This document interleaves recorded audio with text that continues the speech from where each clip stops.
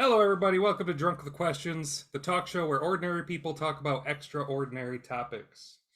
Today, with me is a guy who left a stereotypical job to be a doctor and became a more stereotypical job of being a banker. Raj, how you doing? I suck at math, but they somehow decided I'd be a good banker, so here I am. How's everybody else doing?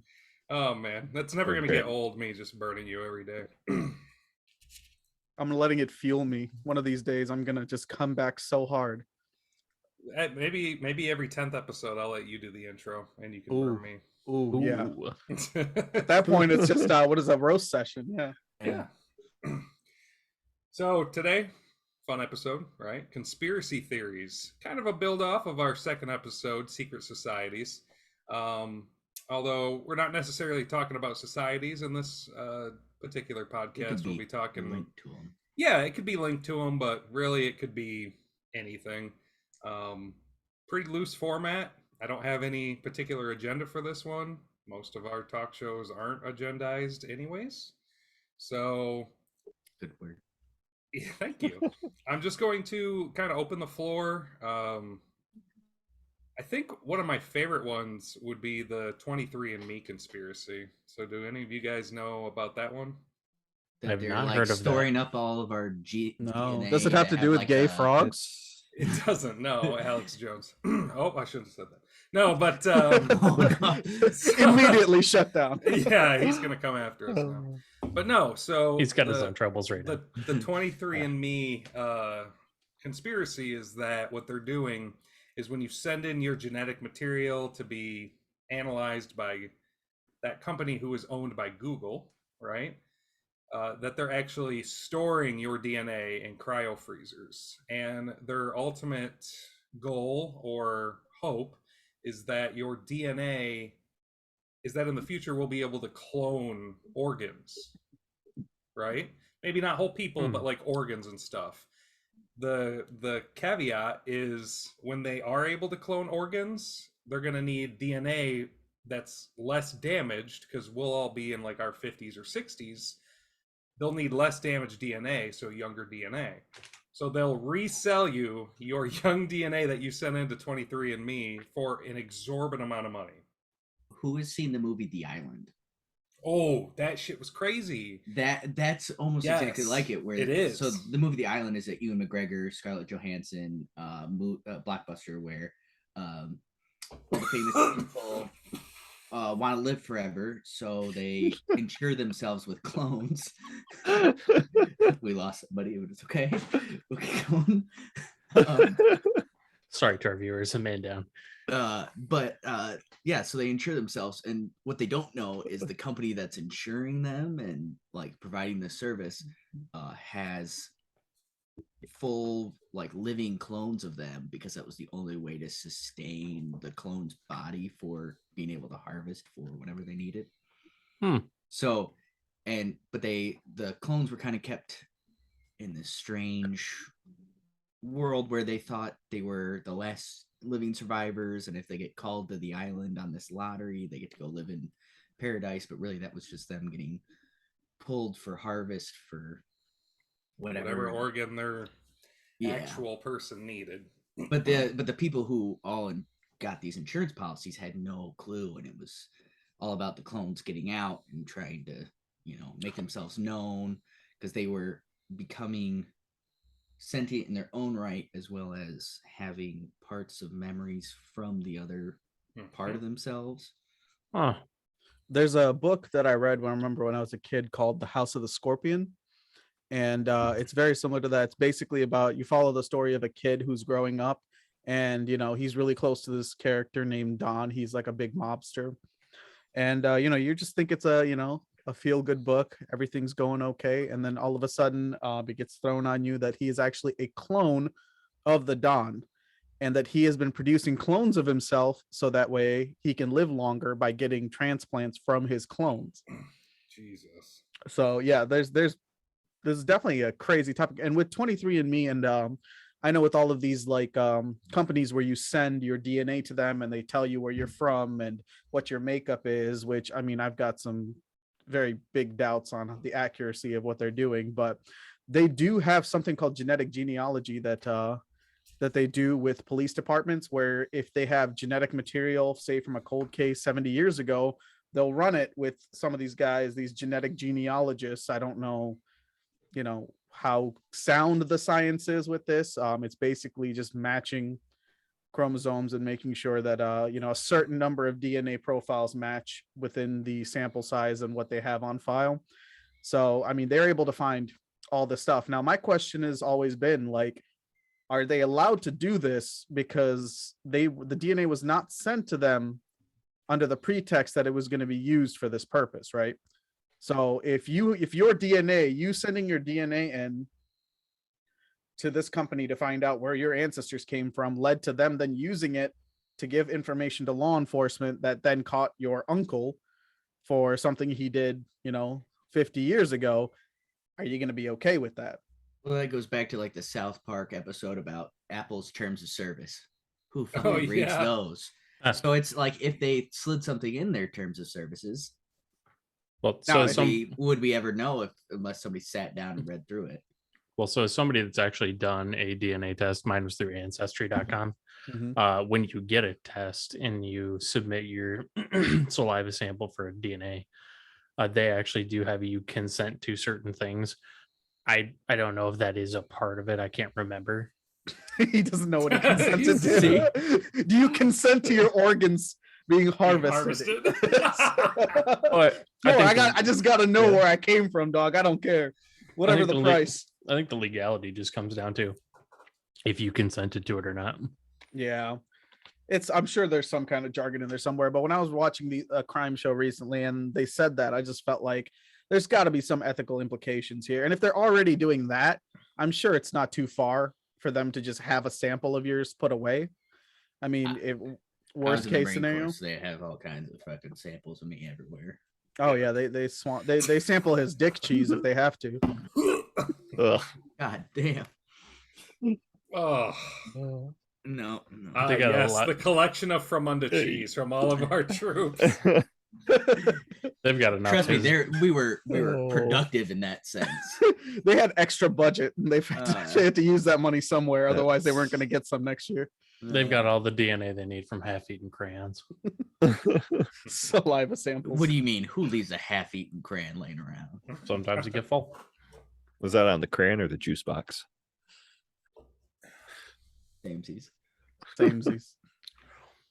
So where did you first hear this, Mike? Where did this 23andMe conspiracy come to you?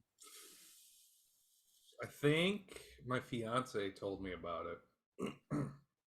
So she's like, "Hey, you hear about this crazy thing that they do with genetics?" Yeah, I think she was watching a YouTube video that was talking about some crazy conspiracy theories. If I remember correctly, one of the other ones was that there's a lot of popular songs that are out right now that have the exact same, not beat, because I know that whole thing where it's like a lot of the top 100 songs ever created have the exact same 4 chords. There's a whole comedy group that does a bit about that.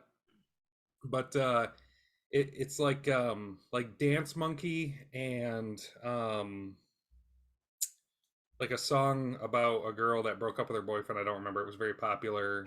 They actually have the exact same like low to high pitch notes that go through the song. It's really creepy. It's like, it's almost brainwashing is what it is, actually. Yeah, that makes sense. Well, you see all these songs nowadays that have all these old songs embedded in them, whether it's like, yeah, and you're like, that's old? Because I know that song. I know the real one. yeah. Well, But and it was I think stuff that was out when we were kids, maybe, and I don't know how much of that is like it's a conscious effort to try to tag off of something that's popular. Some of it could be they're familiar with it, but when they're writing the song, they're pulling from that, not realizing they're doing it subconsciously. But the other thing is too, your notes only go A through G with sharps and flats in there in music. There's different chord combinations and triads. I mean, from a major and minor chord to a diminished to whatever other chord names are. I forget all of them at this point. But so, I mean, eventually you're going to have repeats. And I think just the law of averages, eventually you're going to get some of the same patterns emerging. Have you seen the video that I'm talking about with the comedy group? Oh, I have. Yeah, it's the Yeah. Oh, axis okay. of awesome. Yeah, I feel like that's a little more than a coincidence because they're, I don't know.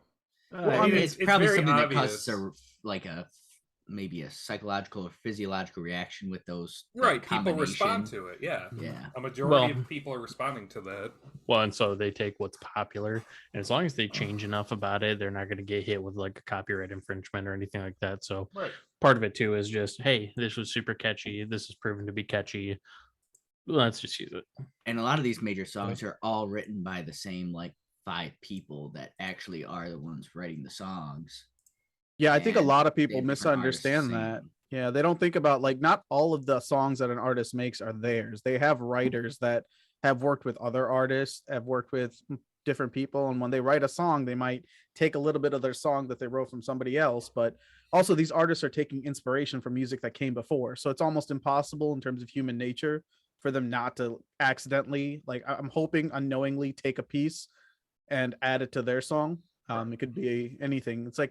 It's just because music is just patterns in like math. It's just a pattern of sets and things that happen. So, these patterns will tend to repeat because I mean, what's catchy back then is still going to be catchy now, just with a little bit of update. So, Right. I guess another conspiracy. Have you heard of Google's new AI that Mhm. they were talking about that became self-aware? Yeah. oh yes, yes. So that scared me. I went full Elon Musk after I heard that. I was like, oh God, shut everything off. Google Home, shut it off. Yep. Yeah, it was Dude, I starting went to have full- human reactions. Dude, I went And- full Judgment Day. I was ready to batten down the hatches. Yeah. Well, there's a famous chess match between like a chess grandmaster and a computer that was Mhm. designed for it. And people were thinking, oh, it'll be tough. The grandmaster will struggle a little bit. That dude was thoroughly beaten. It wasn't even a question. Like he won a few matches, and most of the ones that he won were technically draws. But overall, he got absolutely shellacked by this AI that knew all the patterns. I mean, it's the same patterns he knows. Like a chess grandmaster pretty much knows all the patterns there are that you can play for advantage. But this computer just thoroughly demolished him. Did you see the robot that the kid was playing against in Yes! Russia? I was about to say Oh, that. what? Broke. Yeah, the robot grabbed like this kid's hand and broke his hand. Like he did like an improper move or something, and the robot reached across and just grabbed this kid. Tell me that's sentience. Put it back. He's winning. I can't remember what exactly like the kid did that was wrong, but the robot did not agree with it. It sounds like a He Russian pro- robot. He probably moved Yeah. king on king, and it's just like, what? It does not compute. Yep. It's just- Yeah, Fucking the robot's execute like, Order 66. Yeah. Yeah, dude. Not today. So they took the same robot that beat the grandmaster and then put it against another Yeah. robot, and then they just had two robots going at it to see who's gonna win. And it's just like the stupidest thing because like nobody cares because there's no risk, there's no like reputational Yeah. loss. It's just two teams created AIs that were just wicked good at chess and put them against each other. So the Well, next they step talked is about- robot wars.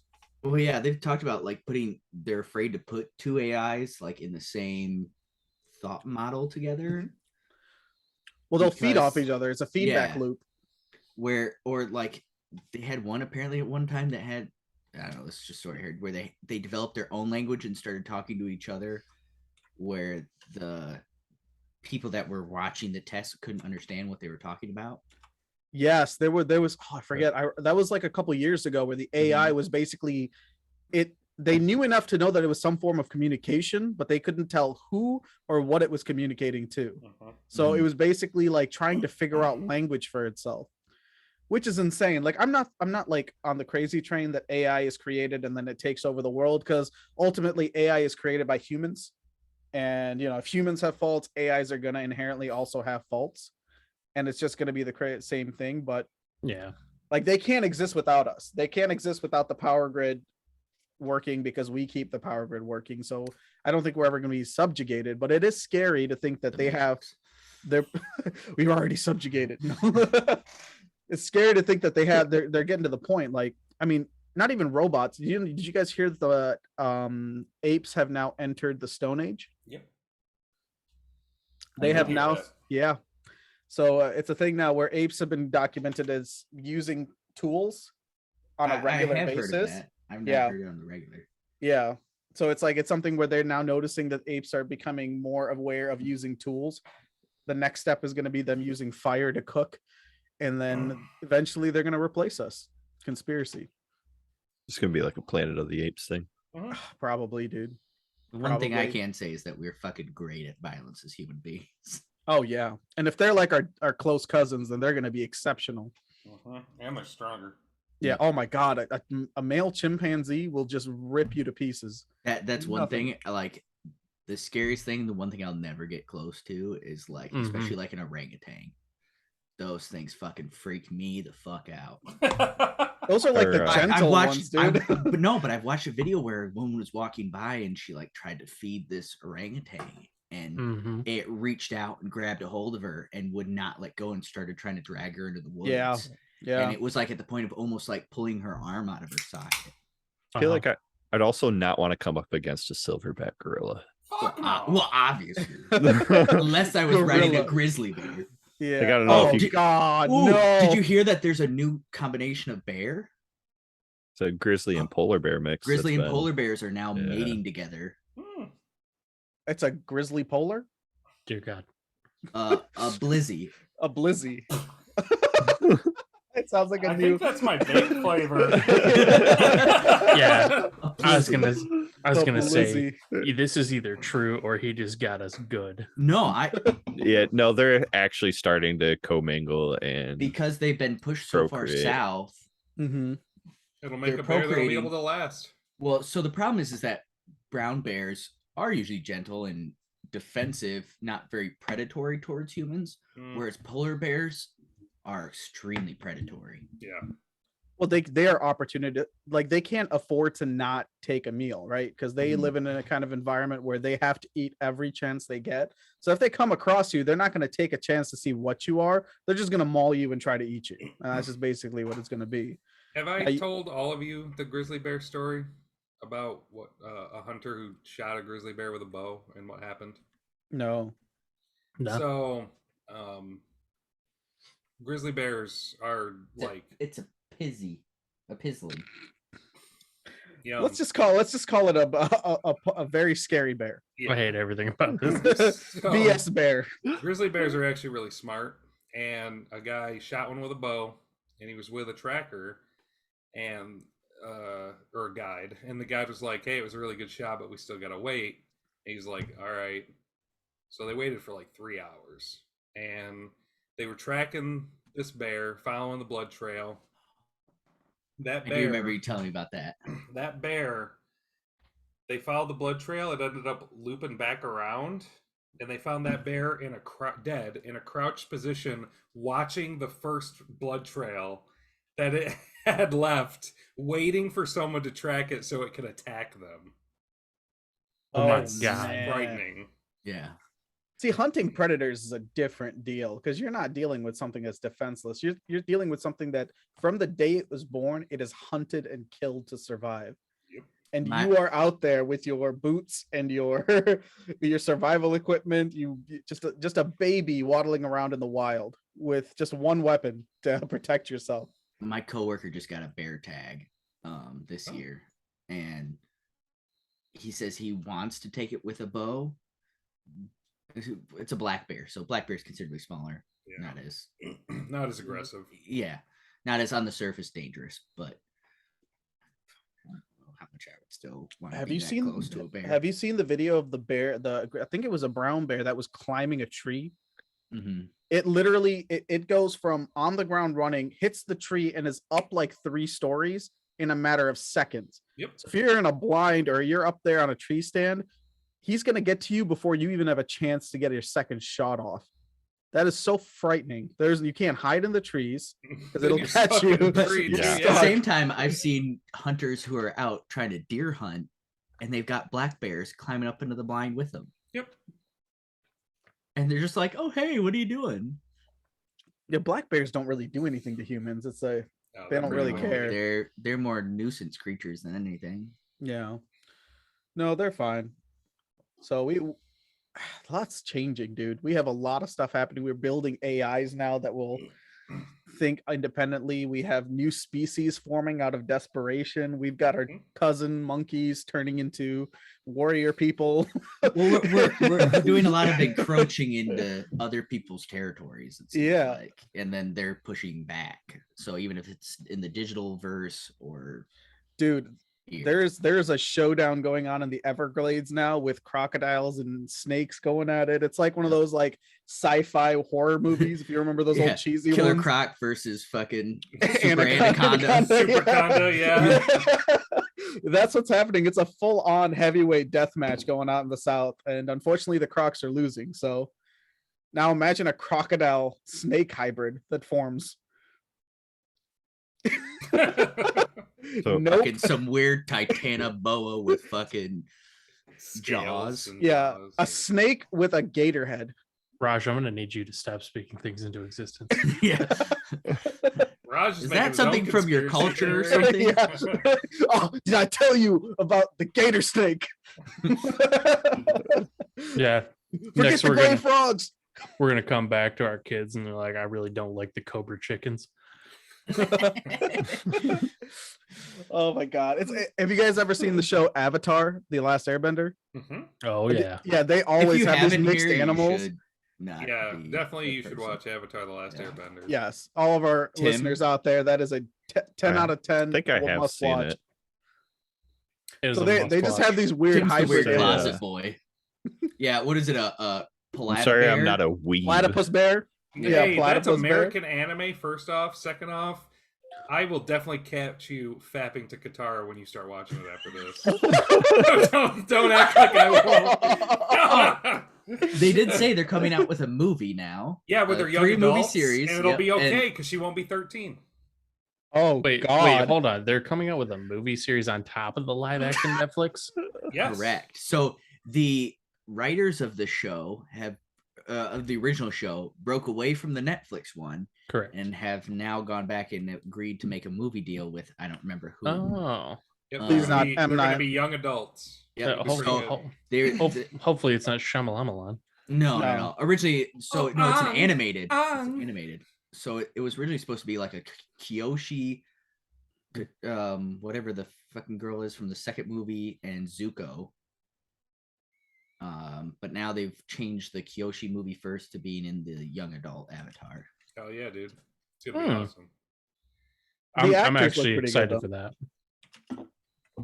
Yeah. So I'm still not 100% like down on the Netflix adaptation because even though they left, the creators were saying, look, like we have some creative differences here, although we still think that they're making a good product here.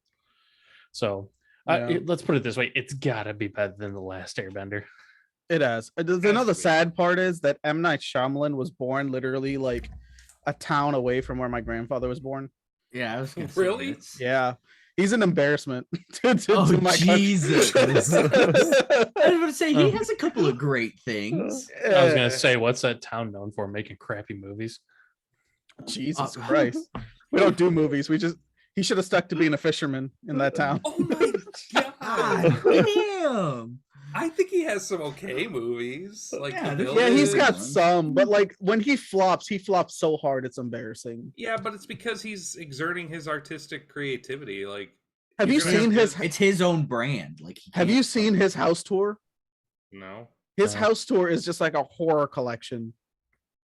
It is the weirdest stuff that's in his house, man. There's a video of it. You should watch it. It's so disturbing and sad at the same time. But yeah, M. Night Shyamalan. Every single time I see his name, I wanna just cry. refuse to watch the movie. I don't know. don't I care. think of him like a fart. Everyone likes their own brand. It's fucking. Everyone else has to deal with it. Yeah, it's just he's a weirdo. Tim, you're being quiet tonight. I Yeah. know it's past your bedtime. I know. I'm just listening mostly because, like we discussed earlier, sometimes it's conspiracy theories. Like there's so many that I think about. Tim, you don't have your That- tinfoil hat on. You're not Yeah, allowed to I don't. talk. Yeah, For our listeners, if you don't know, Tim is probably a resident Yeah. conspiracy theorist. I installed a tin roof on my house. I thought it may Stop Gotta the block radio the waves. gamma rays. yeah. Now the Yeah, aliens they're can't hear always you breathing. listening. Yeah. What are you gonna do about them frogs though? Yeah. Yeah. You I get a mean- different water purifier. Birds don't care about your Yeah. tin roof. Yeah. They Yo. look right through your windows. Oh wait, Yeah, all with right. their little government drone eyes, just Yeah, watching. so everyone is familiar with the bird thing, right? Yeah. Oh yeah. It was a Okay. kind of spoof. So like I've shot birds. I mean, I don't care if our listeners are for or against that. Unfortunately, it's just what I Yeah, do. PETA, you can get out of this podcast. Bye. Because if I shoot a bird, We're I not eat changing it. our ways. I'm telling you, I've never shot a mechanical bird. But motherfucker, you know what is funny? Birds are dinosaurs. You can shoot. So like the pigeons you see in New York, right? They're Oh, called fuck rock yes. pigeons. They're their own species, Mhm. or subspecies. They're related to mourning doves, yada yada, whatever. So rock pigeons, you can legally hunt them. The problem is they don't exist anywhere that you could actually hunt them. You know what I mean? Like they exist only in cities, really. It's Yeah. not like you're gonna take your shotgun through Times Square just to shoot some pigeons. Right. No, but they have those Like, new it's- like slingshot bows. Or those net guns. Oh. Yeah. So You know, wait though. you know what bird I wish we could kill? Canadian geese. You Oh, can't. can. yeah. No, Can they're you? they're Yeah. federally protected. They're protected. No, you can get a federal like migratory bird Yeah, you license can to hunt hunt Canadian geese. Yeah, Mhm. but they should Uh, be just like shot on sight. They should be like. I He's shouldn't even like, need yeah, a license but- to kill them. You're There should be a right. culling, but Yeah, there should be a culling of these things. This is an They basically infestation. do. Over So chickens. Yeah. hold on. This isn't a conspiracy theory. This is a fact. So geese, right? They are remarkably good at reproduction. yeah. Also, there's multiple subspecies of what we call Canadian geese. There's big ones, there's small ones, there's medium-sized ones, and they're all different species. But that's They're all besides the point. fuckers. So on golf courses, when they have geese that are problem because they lay their eggs because they think it's Mhm. going to be safe, right? You can't just smash the eggs because the goose will just get pregnant again and lay more eggs. So they actually have to lacquer. You have to have a federal agent come out and lacquer the eggs so that they can't breathe anymore. And the goose just has to give up eventually and think that its nest died. By the How do time you it even gives up- get too close to the nest without being attacked by the geese? They leave it Do they? for like short periods of time. Yeah. So you're just sitting there Or you waiting for just the goose to fucking leave? Yeah. commit violence Yeah. against the goose. On a golf course, eventually But- there will but be no here's- goose because have you seen someone accidentally drive one of those into a goose? Oh, when I was a kid, we fucking had one that was in the water and we didn't know it was in the water. And my buddy hit the ball into the water and it snapped the goose's neck. Like it was total fluke thing. Oh and, man. and there we are, like 10, 12 years old, and we just fucking watched this goose drown. So another bird that you'd probably be surprised to hear that you can actually hunt, not in Michigan, but in Texas and some other southern states, sandhill cranes. Really? Yes. I Yeah, thought they you were can, endangered. Eat They- them no. too, apparently. No, they are not endangered. There are many sandhill cranes. The problem is we don't have a ton of them in Michigan, so we protect Mm. them.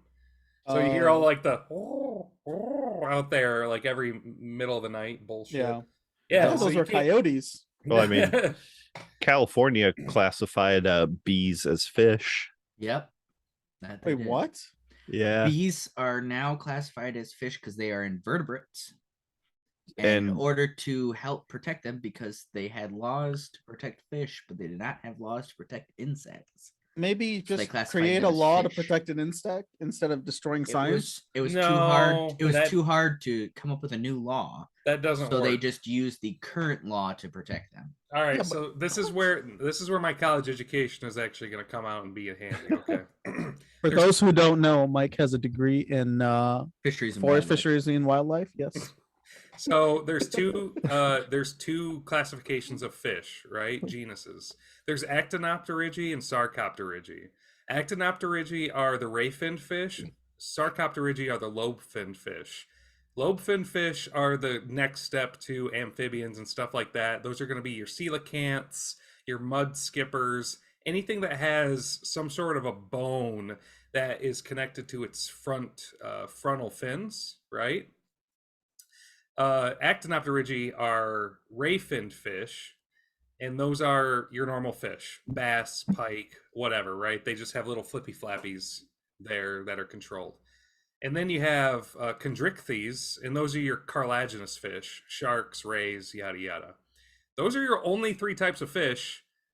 2 of them are vertebrates. One of them are basically vertebrates. They just have cartilage as their vertebra. So the argument is invalid. Conspiracy theory killed. Boom. Well, I mean, just for people out there that aren't experts in fisheries and wildlife, one is an insect. There is a fish.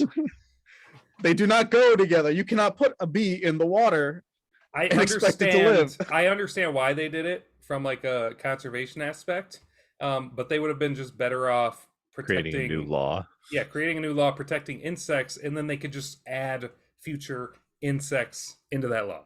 But whatever. So yeah, why not just say, hey, bees are dying all over the place, and without them, we have no food. So no more killing bees. Simple law. Then you could say, all right, so bees are protected.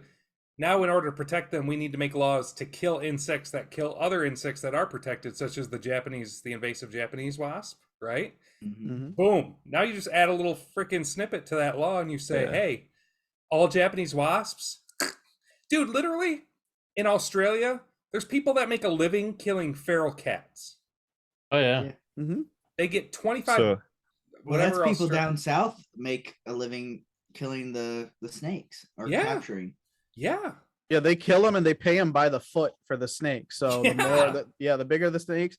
There's a snake and cowboy guy. Yeah. Oh, the iguanas are bad too. I didn't know about the iguana until recently. Apparently Florida. they're invasive. So here's kind of like an interesting thing, like still on the topics of, I guess, if you want to consider an animal, Bigfoot and the protection of national parks and the number of missing people that are never found in national parks. Oh, there's a dude all over TikTok about that shit. So about Wendigos and fucking. Because I mean, there are massive cave systems throughout the United States and national forests and parks twined underneath. Now these are classified as cryptids, right? These are cryptids, is what they're called? Is that their classification? Yes. Yeah. Okay. But so actually, cryptozoology is an entire form of. So actually, it's funny you mention all this because cryptids are probably a bulk of my favorite conspiracy theories. Every state has them. Yeah. So who doesn't love a good Bigfoot story? Mothman. I just like to stay away from the not deer. Those freak me out. Right. So this is what's freaky, right? Because to me, Bigfoot is relatively believable.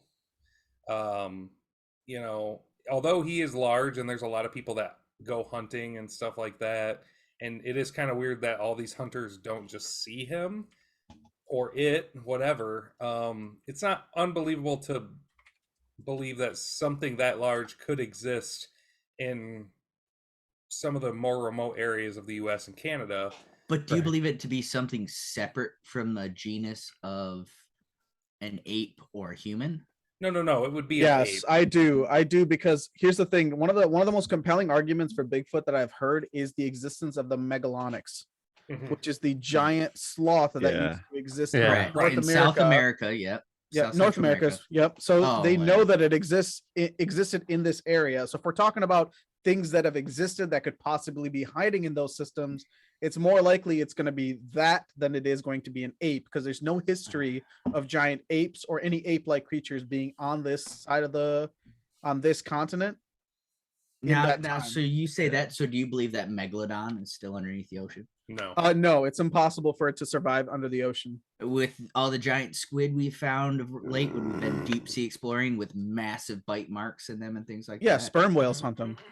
I completely agree with that. Yeah. You think that there's no chance that... No, because the amount of food that the Megalodon would need to consume to maintain its body. So the thing about the Megalodon is it didn't just live on squid. It ate whales. And that's what it hunted. So we would see whale carcasses floating up with giant bite marks if it existed.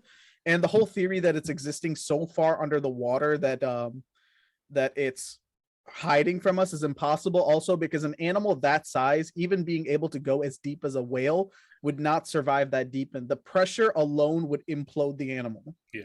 It just can't survive. Yeah. Also, well, but I mean, we just had the revelation that there's a a section of the ocean floor that was, or a section that was believed to be ocean floor, Mhm. that was found to be an entire like layer of fish that was so dense that sonar believed it to be the ocean floor, but it actually constitutes 70% of the or whatever I want to say, the organic material in the ocean.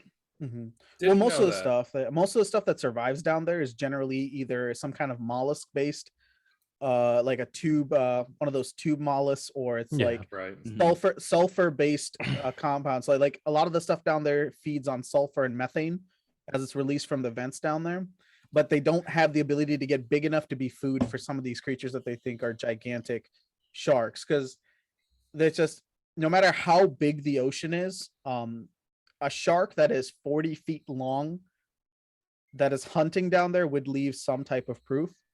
Well, And there's the tracked shark that scientists put a tracker on it. It was live for a couple of days, Mhm. and then all of a sudden it completely changed, where it maintained a temperature of like what 75 degrees or whatever, but it Mhm. dove 20,000 feet or whatever it was, or Mhm. I think it was like 6,000 feet in the matter of minutes in the ocean. I Where mean, the that could tracker was be, still live, it still had yeah, a steady body temperature, but all of a sudden just dove well beyond what the shark could do. it could have been attacked by a giant squid. There's no way for it to know. Like, So, it could have been attacked by killer whales. I don't know how deep killer whales can yeah. go. The Killer other whales issue actively hunt is them. like baby megalodons, like they would have to be reproducing in order to survive, right? Yeah. And like baby megalodons would have to hang out with great whites. Like they couldn't just hang out where their parents are because their parents would just eat them. Yeah. Mhm. So Yeah. So so you go into the talk about food, and you say, Bigfoot is would be a large omnivore. Mhm. What would stop him from being any more like a bear and take up going into trash because it's an easier food supply? because he would be a little bit smarter than a bear. Like Yeah. he would know that. Like if he had the same intelligence as an ape, apes would know like humans maybe not the best thing to mess around with. If it hasn't But been killed yet and it's roaming around, it means it's smart enough to avoid hunters, yeah, roads, cars, everything else in its way. So if we're assuming it's smart enough to evade all of that, then it has some sort of intelligence to it Right. and its So- decision making. I think that like if Bigfoot was an actual existence, so I think they'd be more of a herbivore specifically rather than like an omnivore or a carnivore, just because of They'd I be mean, an Would be opportunistic omnivorous carnivore, by yeah. Yeah. Carnivore. a scavenger. yeah, because Yeah. I like fruits and like berries and other vegetables and grassy substances would be much easier for something that size to forage for rather than try and like legitimately hunt or trap. Plus, Or, what would Correct. stop it? What would stop it from being completely nocturnal if it has the knowledge base that we're assuming it Yeah. has? What would and stop it from knowing like, hey, I'm not going out even if it's dusk. yeah, Like I will just starve until it's dark. even like if it lived in a cave system, like how many people go missing, like a nocturnal creature would be would make absolute sense.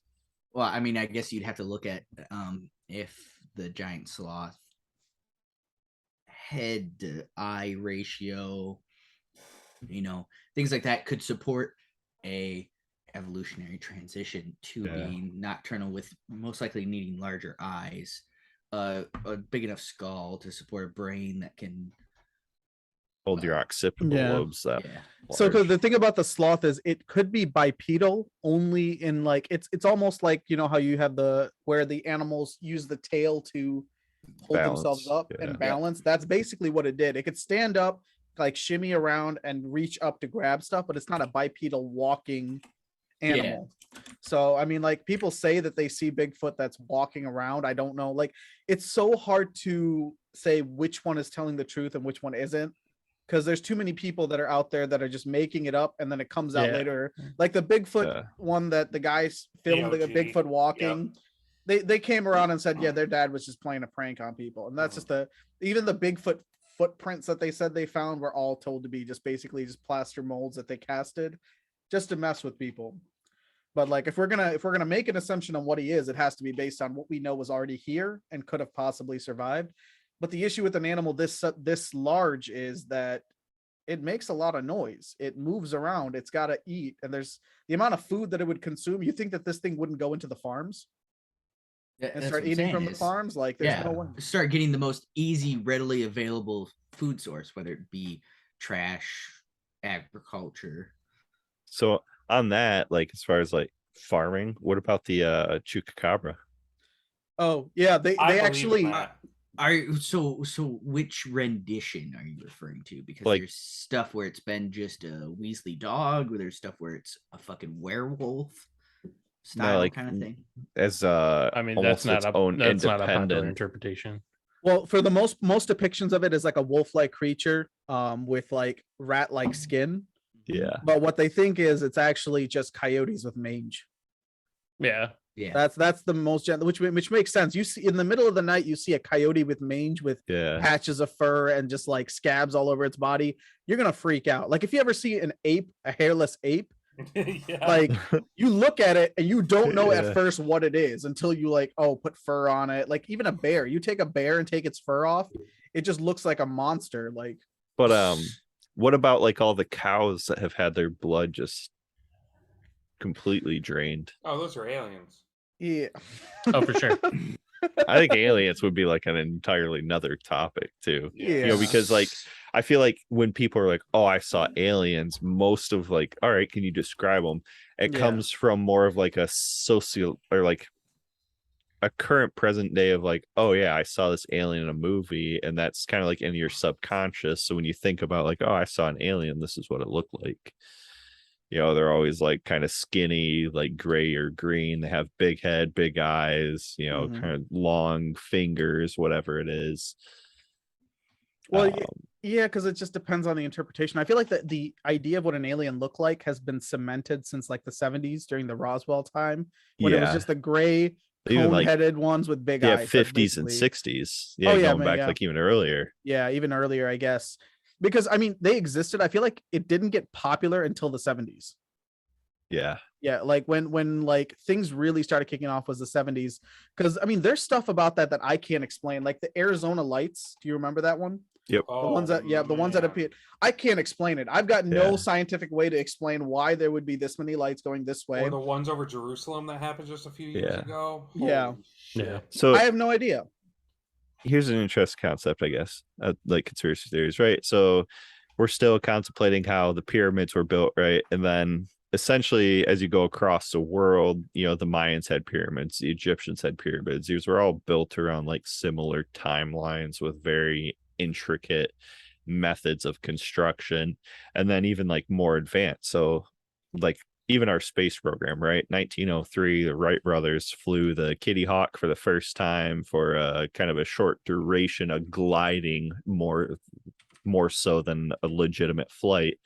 And then in 1969, we put 2 people on the moon. So we go, 66 years from we can barely get off the ground to landing on the moon. Where did we get that technology? And then why haven't we done it since then? Well, there's certain things about the pyramids and stuff that I found interesting because back in the day when archaeologists were looking at these pyramids, it was basically just to give them recognition, right? Like, oh, I found this yeah. pyramid. This is what it is. This is what it is. Like back in the day, they didn't even realize that it wasn't a desert when those pyramids were built. There Mhm. was actual tropical environments around it. Yeah. Like was a right lush now, river valley. yeah, it was a river valley. There was civilization. For civilization to be there, it can't just be a desert. There had to have been Yeah. green. And now they're coming to the point where they've realized that, most people thought the Sphinx and the pyramids were built together. The Sphinx is actually 1 millennia older than the pyramids. Yep. So something existed there before. And I think, because initially they were like, oh, well, they cut these blocks with copper tooth saws, and, they sawed through them to get to, and then there are the other variety of ways to Yeah. like split 10 rocks. tons a piece. But- And The interesting thing, though, is that the Egyptian people were using iron from meteorites. It was a Yep. metal from the gods. that came down to them. I mean, everything from creating weaponry and being able to metallurgy the iron ore out of these meteorites. So technically, I think about it, the Egyptians were in the Iron Age legitimately before the Iron Age ever even Hence their prowess. came about. So it's like, they knew about this technology, and then why are these technological aspects just randomly lost throughout Well, I mean, history? if you guys remember the Easter Island, it was a big big conspiracy. Like nobody knew how they got there. These giant pieces of rocks that they didn't have like no way of carrying these around and building this structure. Recently, they did a study where it was ingenious. They tried to figure out how they would do this. All it took was three pieces of rope. Yep. One rope going to the back, 2 rope at a 45-degree angle. The back guys would just hold the rope tight, and the guys on each angle would just wobble it back and forth. And it took very little effort, and they were just wobbling it back and forth, and they were able to move it however many yards. No mechanization, no cows or anything needed, no horses needed. It's just manpower, and they were able to do it. And they had time back then. Yeah, I don't think people think that through. Dedicated their whole lives to figuring this stuff out. Yeah, they had time to move those things. Like this stuff, like the pyramids would have taken hundreds of years to finish, right? Like this is not just like a one generation kind of thing. But you don't need to rely on extraterrestrials coming down to the earth and helping us with it. It's taking away from the ingenuity of human beings if you say that. So we talk about aliens, and we also talked about like seeing these human-like creatures, whether it's naked apes and stuff. So what do you guys think about? I can't remember the name. Does anyone remember the name of the effect of when you see a human-like? It's human but not human. Like seeing like you see faces where they're not there. Yeah. Where or like not necessarily faces though when they're not there, but like seeing a robot and like the fear of seeing an android that has a human face and realizing it's not human. Oh, it's you talk about the uncanny valley. Uncanny Valley. Yep. So it's a natural human instinct to have this reaction to seeing these things, but that kind of natural reaction has to be developed through human interaction over centuries, millennia. So what? I don't know if I necessarily buy into that. Well, because we have a fear of snakes, right? So they did a test on figuring out what is it about a snake or these other creatures like spiders. People hate spiders, like a universal thing. People hate snakes. The thing about it that's the freakiest thing to us as human beings is either not enough legs or too many legs, and that freaks us out. Because either the snake has no legs, but it's still able to move. Spider has too many legs. Insects have too many legs, so it creeps us out. Like when you see a millipede and you see it moving along with its like 100 legs working in unison, it freaks you out because you have 2 legs. I mean, like 4 maximum because we have dogs and we have other. It's a comprehension kind of thing of how we could not figure out how to move that many appendages at once. It's almost it's a psychological thing where you look at it and it doesn't immediately make sense to you, and it makes you nervous and it makes you like anxious. And all it is just the animal itself is fine. If the snake had legs, then it would just be a lizard and it would be less terrifying. I feel like there has to be an evolutionary part of that. Well, I mean, you have Cro-Magnon versus Neanderthal at one point in humankind where they interacted, or whatever prehistoric human did with Neanderthal, and then you had that separation. So I have to think some of that natural human response has to come from that. But I mean, is it only that gave us the uncanny valley, or is it something else innately that we look at a human-like figure and it terrifies us? I think the other thing too is archaeologists are severely underestimating the prowess of humans in like ancient Egypt. So like Ken in our very first episode was talking, we just barely touched on this, and one of the things that he mentioned was alcohol. They had booze. And like I think you're underestimating if you had 50 drunk guys. What you can do with drunk people is incredible. Yeah, and then not only that, think about it. They've been lugging these limestone blocks probably most of their life, right? Since they were probably 17, 18, maybe younger. Oh, and their physique is So they're just just chiseled by that. jacked. Yeah. So you got all these jacked dudes. They're drunk. I mean, like, Their there's a alcohol lot of tolerance is probably pretty high. there's a lot of shit you could probably get done, more than I think they're factoring into that whole concept. I think they're just assuming, like, they're thinking of humans nowadays, and we're nothing like what those people were. Well, look at the Vikings. The Vikings were, I mean, they give them this huge stature, but they were on average 5'8", 5'9". Yeah. Mhm. But they were broader than the average man at the time.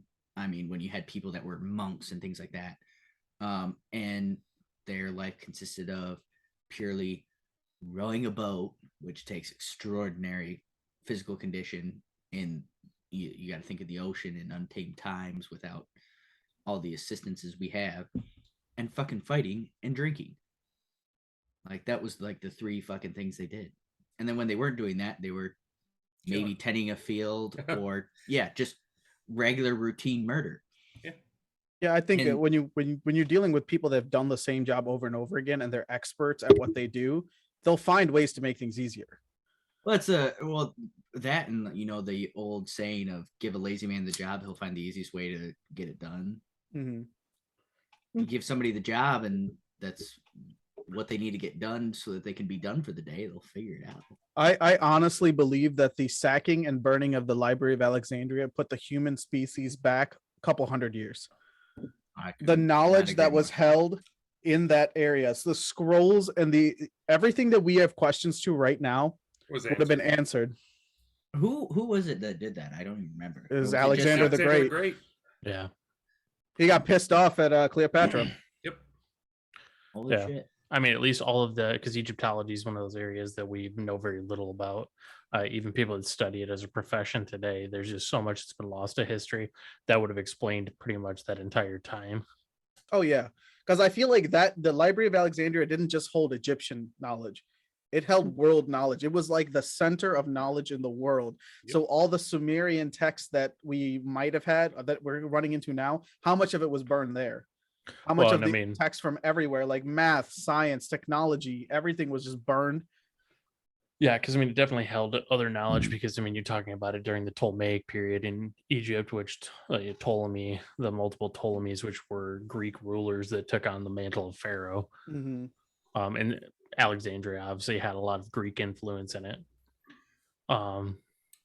But so speaking of Egypt and all that stuff, to tag into that for another conspiracy theory segue back into the Sphinx.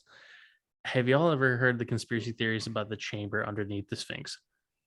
I've heard something about it. I don't remember the Something, not specifics. fully. I'm not fully knowledgeable. So I was watching a documentary once, and they basically are like, we've done LiDAR, all this stuff. There is a chamber essentially underneath the Sphinx because there's like an entranceway in between its legs. That's like sealed off, but like basically maybe not a full entranceway, but they can tell that there's a chamber underneath and it's not a naturally occurring thing, but Yeah. like they either can't get permission to go in and explore it or it wouldn't be safe enough. The leading conspiracy theory that people were speculating they're like that I heard mention of was it containing basically documents or history from Atlantis. What does Atlantis have to do with Egypt? You know, well, I mean, the theory is that it was over in like the European coast, like near Greece or like off of the part of Africa there. It was probably I bet you $20 it was like it's the first pharaoh. Like we probably have an idea of who the first pharaoh was, but I bet we never found his body. I'm actually curious. I mean, there's conspiracy theories that fucking the Sphinx is a doorway to time and space. And actually, I was just watching the Sherlock Holmes movie that talks about the dark magic that surrounds the Sphinx and a lot of cults and cultures. Speaking of Atlantis, there is a city called Dwarka located in India that's actually a city that's underwater. Mm-hmm. That's just sunk into the water. So like you can go down there and scuba and you'll run into like ornate structures, like they're looking at the size of the city and it was a decent sized city and it just went into the water. Either the water rose up or they were doing something with the groundwater where it actually sunk the land down. But it's just submerged underwater. Because like for me, I was like, Atlantis, a city underwater, it doesn't really make sense. But then you run into ancient civilizations that have pretty much just disappeared into the water, and you're like, oh, what happened there? And I can't think of it. There might be an explanation for it. I'm not like, it was a city built 10,000 years ago. It was one of the holiest cities in India, and it's just submerged underwater now. So even on that aspect, like just most recently, scientists discovered these areas in the ocean that cannot contain any type of life. And you can actually like see it. Like there's a literal ring around these areas of organic matter from where fish went into it and just died. Yeah, but that's because Those are the there's so methane much tanks, isn't it? salt. Yeah, it's salt. Yeah. Like it It's- kills like everything that goes into it. Yeah.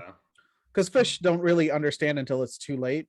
Like they just go Yeah. in and then they're stuck in it, and then it just kills them. They're done. You can boil a frog. If you slowly turn the heat up, the frog won't notice because it's just adjusting to the temperature. Mm-hmm. They're Feel bad done. for the guy that not Let's self-regulated. say Oh, let's Yeah. talk about, since we're on the ocean, the Bermuda Triangle, guys. The Bermuda Triangle. Oh, I was wondering when we Hey. get to this one. yeah. so what if I were to tell you that in terms of the number of missing planes, boats, and any of the other missing things that we talk about when it comes to Bermuda, it's no greater than anywhere else in the ocean. Oh, really? Yeah. Yeah. In terms of the sheer statistics of the disappeared, like, oh, we hear about them because it happened in the Bermuda Triangle, but in terms of missing vessels, missing planes, it's no more statistically per square mile than anywhere else in the ocean. So you talk about that. What about the Malaysia flight? What do you think about that? That went to Bikini Bottom. It was a one-way express. Yeah, but Dude. by who? It might By have skipped. who? It It's might a have skipped terrorist. Bikini Bottom, It's and it might have gone Malaysian to rock bottom. Airlines. It was Yeah. probably something to do with the plane maintenance.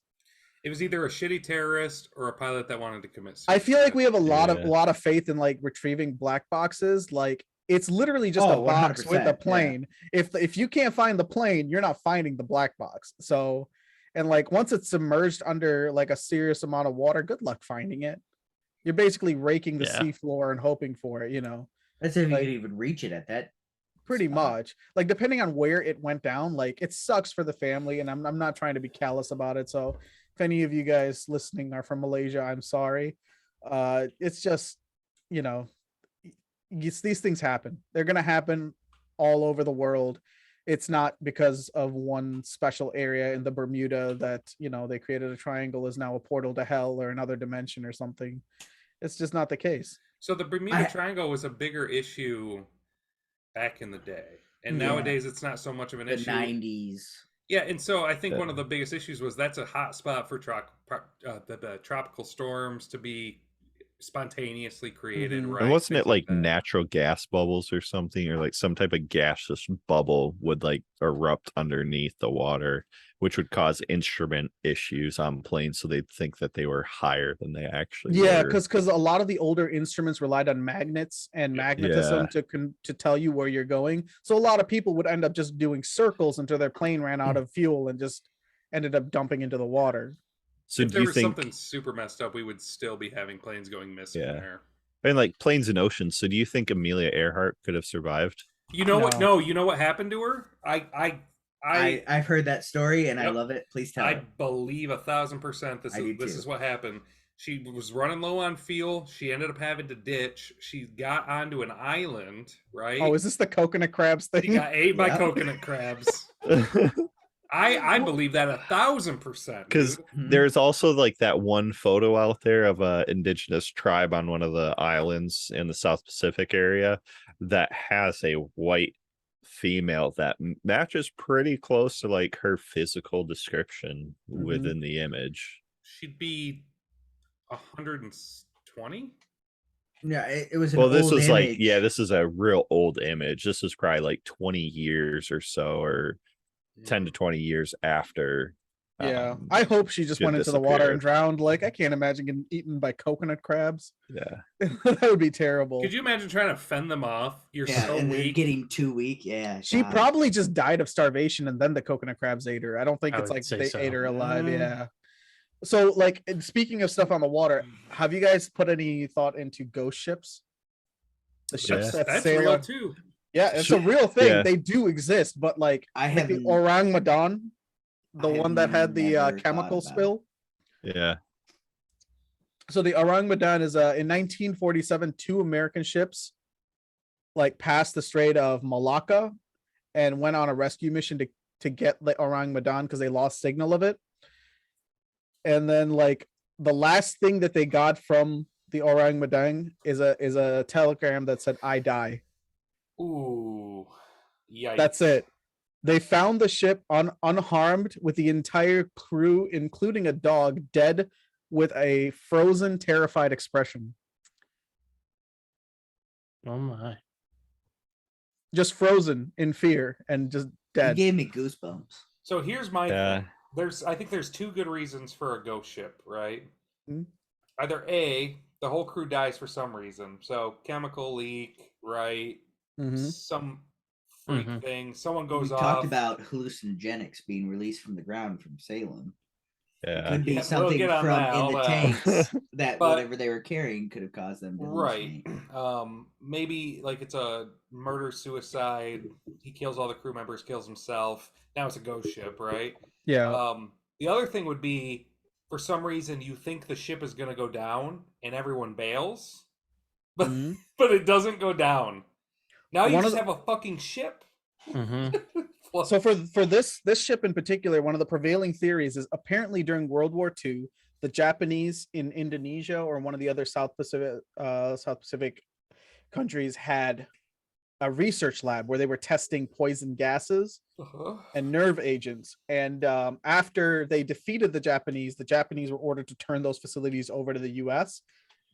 And they think that this orang Medan was actually carrying it under the guise of a cargo ship, and that it somehow got released during the passage. That's one of the conspiracy theories. The other one is like there was an illegal shipment of nitroglycerin, Yep.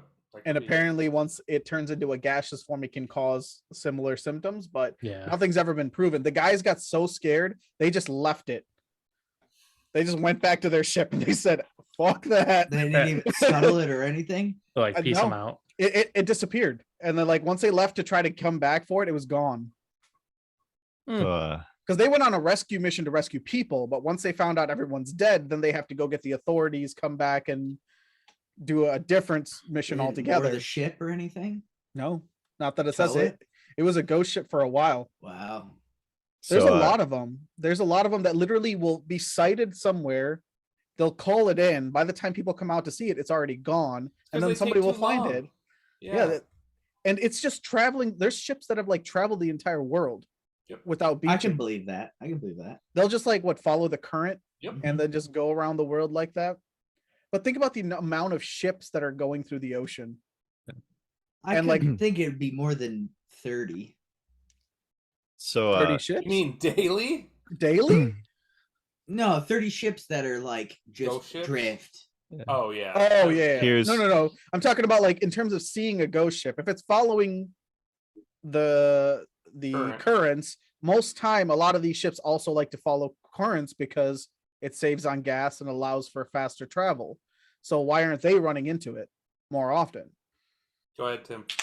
So here's ships and oceans. All right, you got to know where this is going, right? The Titanic. I was about to bring that Are up. you going to bring up the Olympus? That's Was real. it the Titanic or her sister ship? It was It was her her sister And- ship. And the influential people. 36 versus 29 portholes. Yeah.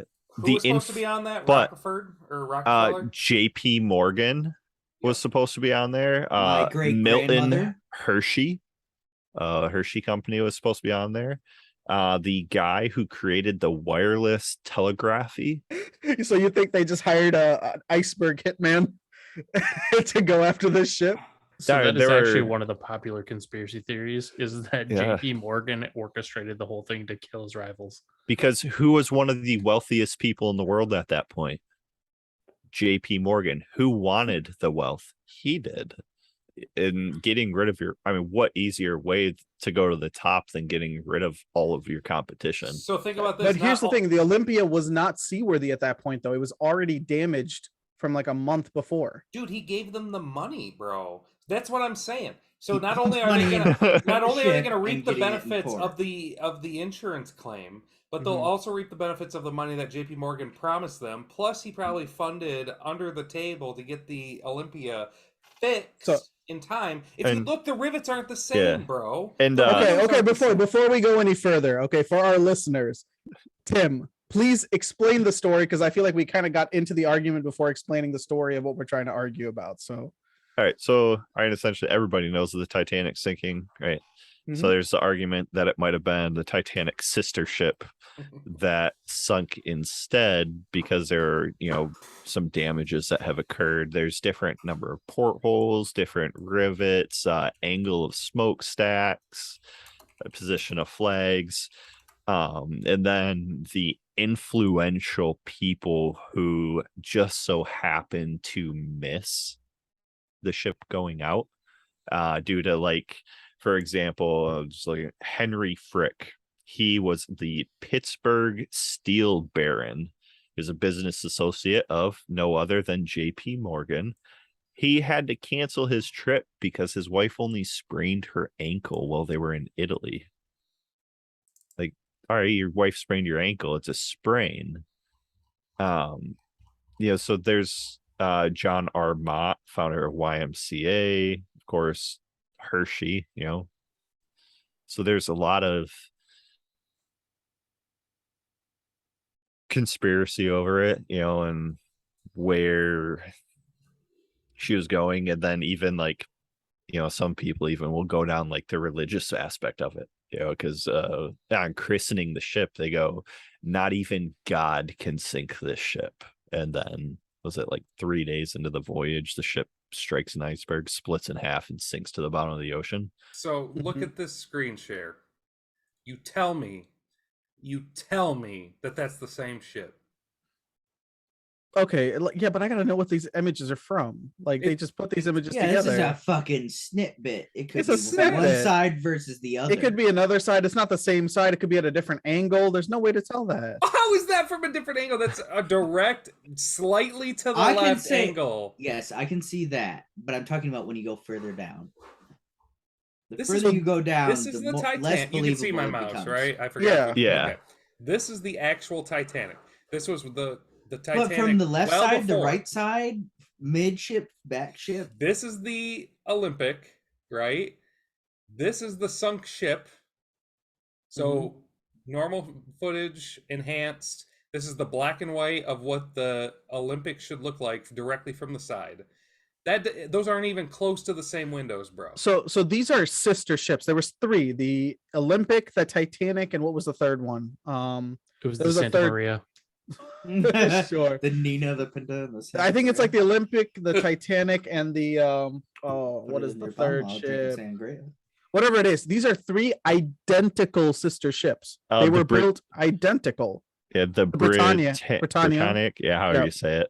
The Britannic, the Olympic, and they were built the exact same schematic, exact same materials, the exact same way. So they cannot have different size portholes or any of that stuff because they didn't build them to be different class ships. They were built exactly the same for the builder schematic because the builder schematic guaranteed that it would be an unsinkable ship. They would not change anything about that.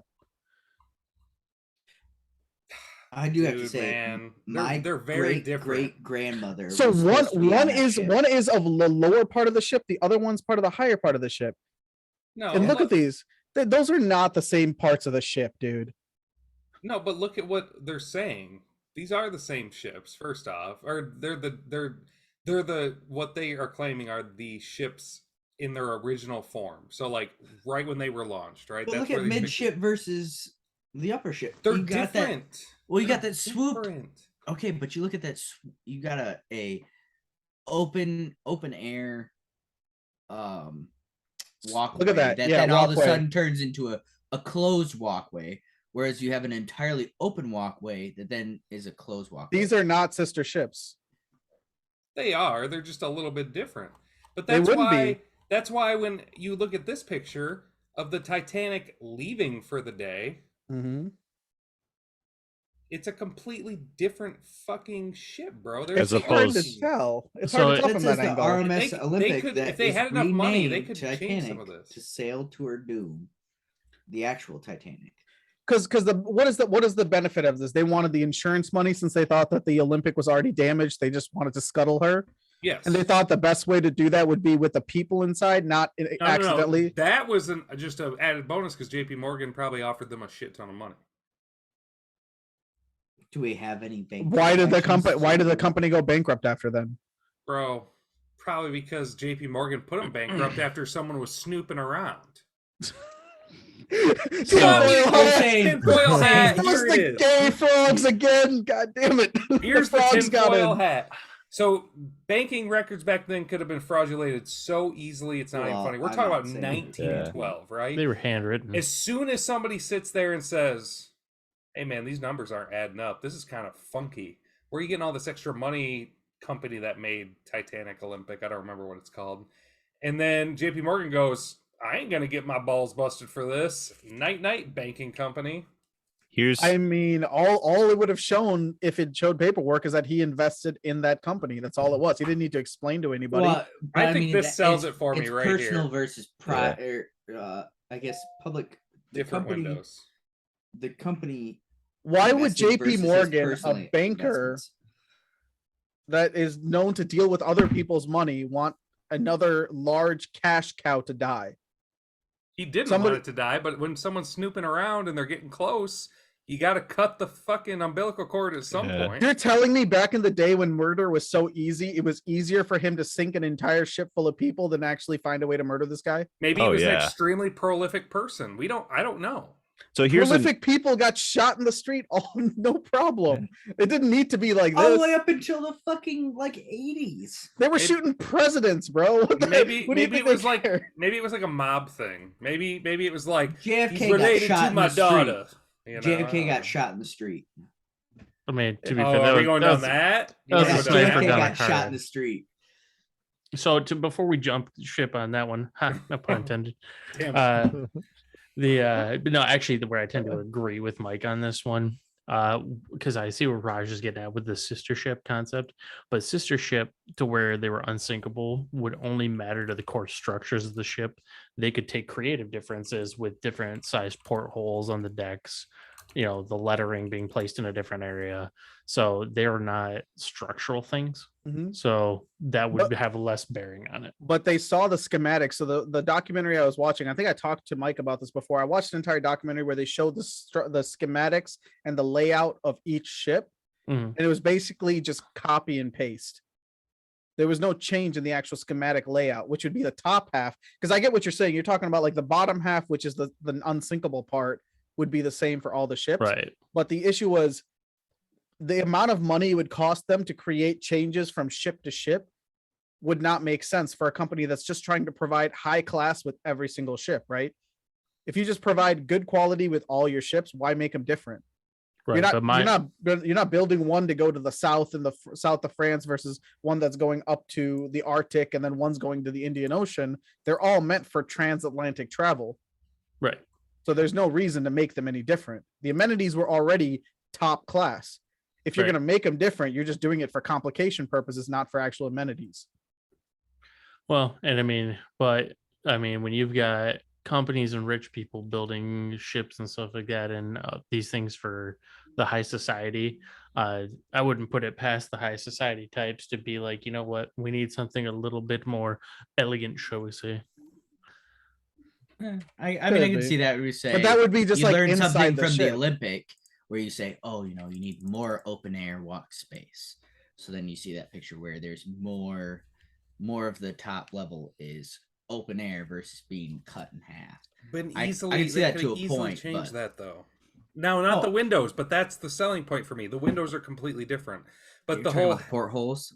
no, the actual windows that we saw there, the slits, the way that they were patterned out. The Titanic was mostly rectangles, right, evenly spaced, and then the Olympic was Slit, slit, wide space. Slit, slit, wide space.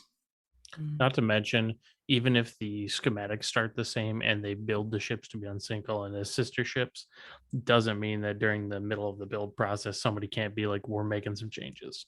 Well, it Or also doesn't some mean dude because doesn't how long dick did it the up and Titanic it's- run before it sank, and how long was the Olympic in action before it sank? Because these weren't all they didn't all three come out at the same time. The No, first one was built, No, shipped out. years apart. The The Olympic was Britannic built was- first. Was it the Olympic first, then the Britannic, then the Titanic, right? Yeah. Okay. Mhm.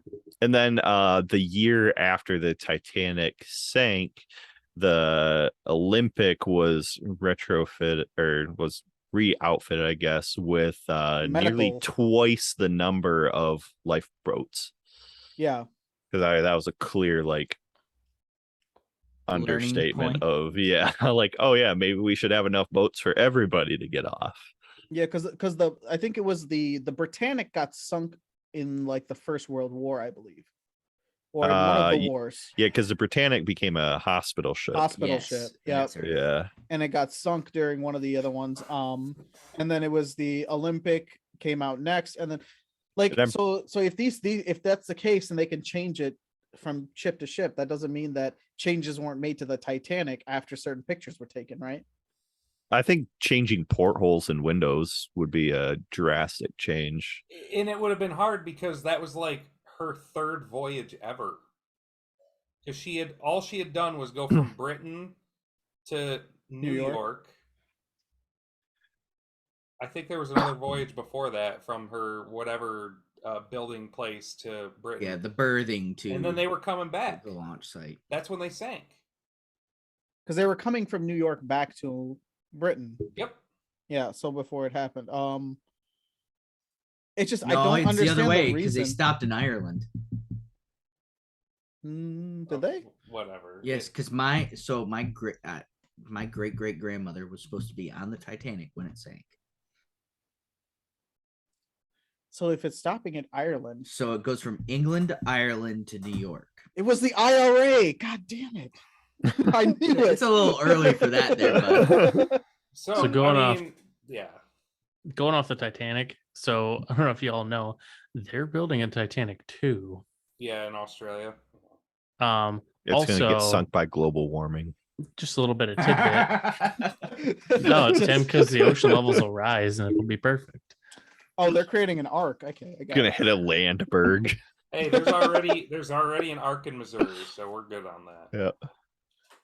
I don't know if I want to be on that arc. Speaking of things in the United States, let's go to Spicy's topic of Salem.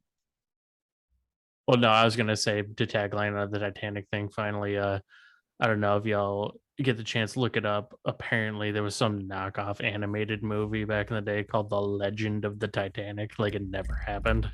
Oh man. This thing is an acid trip, my guy. Really? I have to The look it up. Legend of the Atlantic. I think before Salem, I want to do the Kennedy thing. Okay. Oh, Kennedy being shot in the street.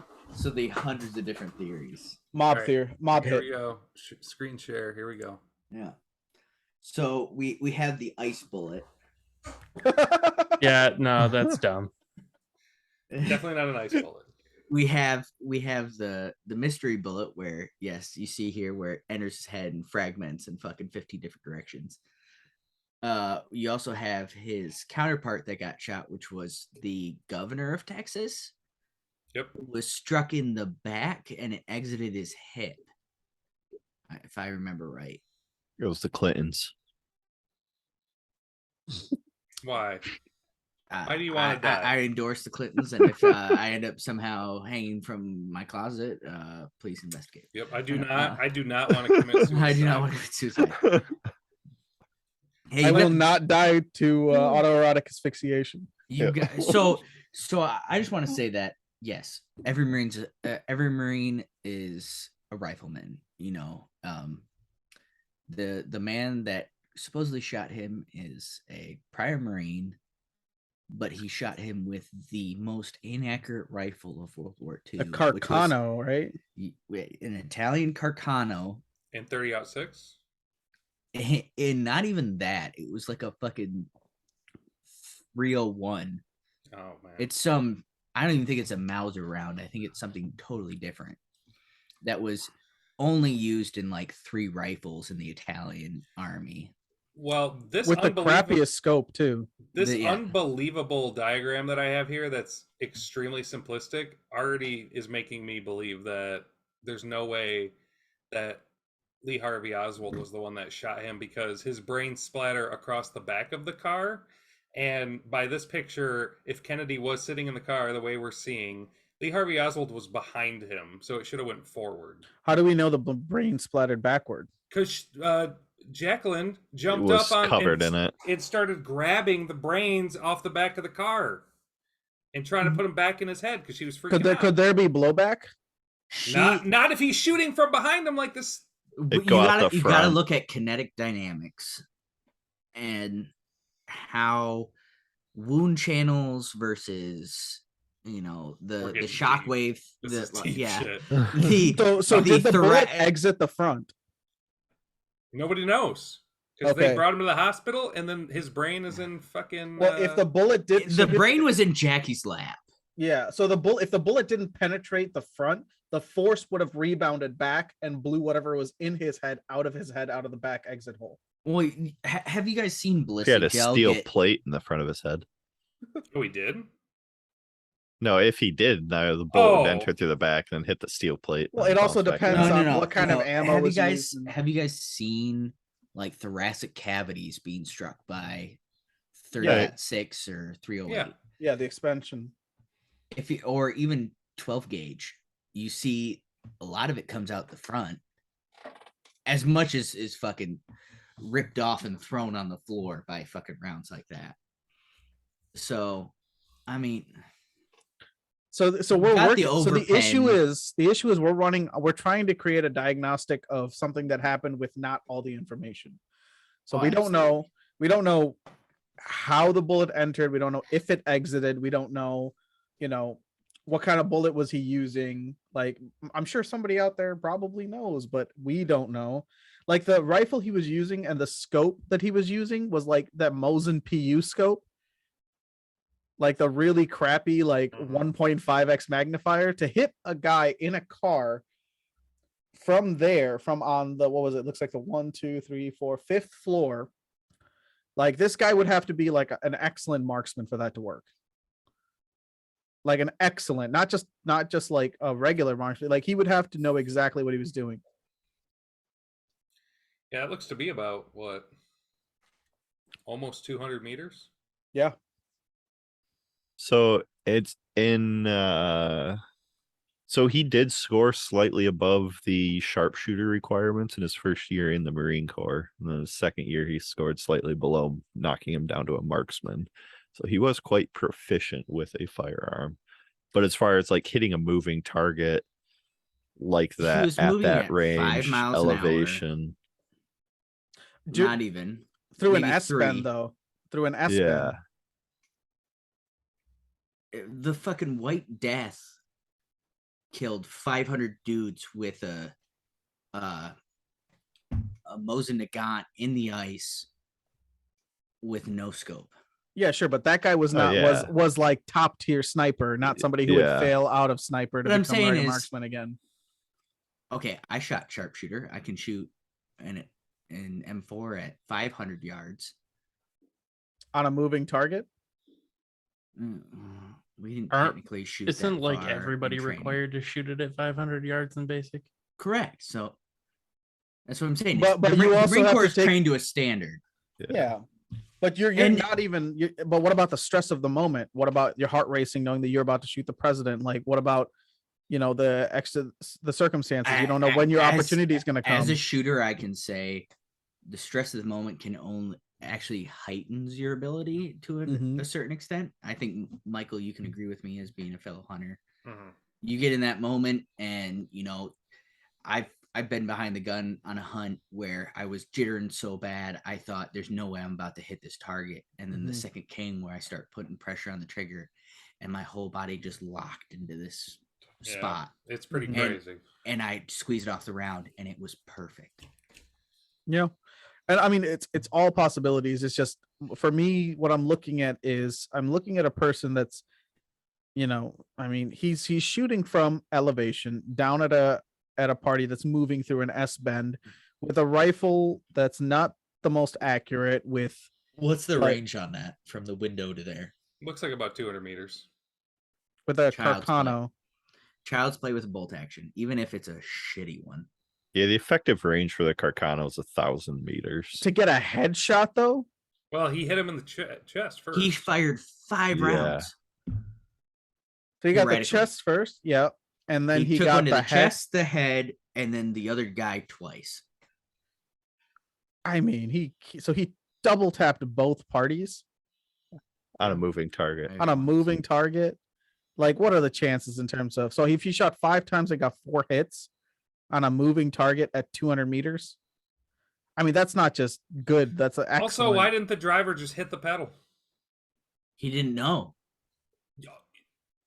Jacqueline starts screaming and you don't fucking know what's going on. Yeah, what's your instant reaction when somebody starts screaming? You turn around and look. Yeah, and then when you see Kennedy slumped, you fucking gun it.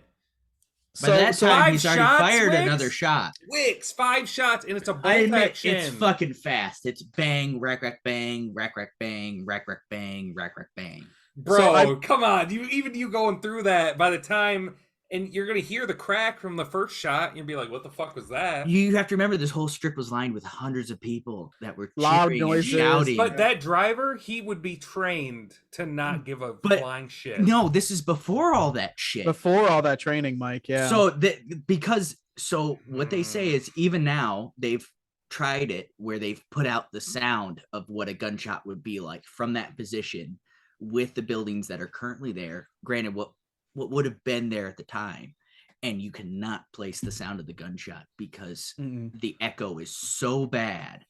in So the that video- specific location. Have you guys seen the video of the Las Vegas shooter? The video from the grounds listening to the Las Vegas shooter? Yes, where he's They could firing not pinpoint where he cyclically, was from. but he's firing cyclically. Yeah. At He's firing basically full auto, and cops were still having a hard time figuring out where it was coming from. I mean, that's just natural because a lot of that sound is going to reverberate and echo in the area. Mhm. I've been to Vegas dozens of times, and I've been in that location or that area, I don't know, half dozen. And I can tell you that is a shit fucking spot for being able to tell because you've got tall building on one side, tall building on the other, open at either end. So Plus a you're doing concert that, with it's the just music, gonna plus it's cars just gonna driving. Mhm. People screaming. yeah, because It- there's a whole highway on both sides of that. It just sounded like firecrackers to me, dude. It didn't even sound like the big boom you would expect from a gun. It was just firecracker. Like I would think that somebody's setting off firecrackers in the street over there. You talk about a big boom. If the conspiracy with that is true or not true, and what he had was ARs, a 5.56 doesn't have much of a crack at all. This sound, this would be a crack. I mean- it would sound Well- like someone clapping next to your ear, dude. Wouldn't it be a difference between if he was shooting inside the building versus having the rifle out of the window? It would 100%. So if he took true shooter craft, he'd be back inside the room and not immediately in the window. Yeah. Because that's what true shooter craft tells you is don't post your fucking muzzle out the window because everyone and their brothers can be able to see that. Mhm. Mhm. But the fact that they caught him within, what was it, like not even 15 minutes of the act, Makes me think that he had his. that's the part that I think is wild because They had to contain the area, get eyes on the person or get an idea where it was, get a team together, surround the building, go in and get him. That does not happen in 15 minutes. yeah, they had to discern some kind of directionality from it. And when they say that there's all this echo and all this other stuff where they couldn't discern the direction, unless somebody looked at it and was maybe a prior combat veteran, looks at it and goes, oh man, his head blew that way. He must be from over there.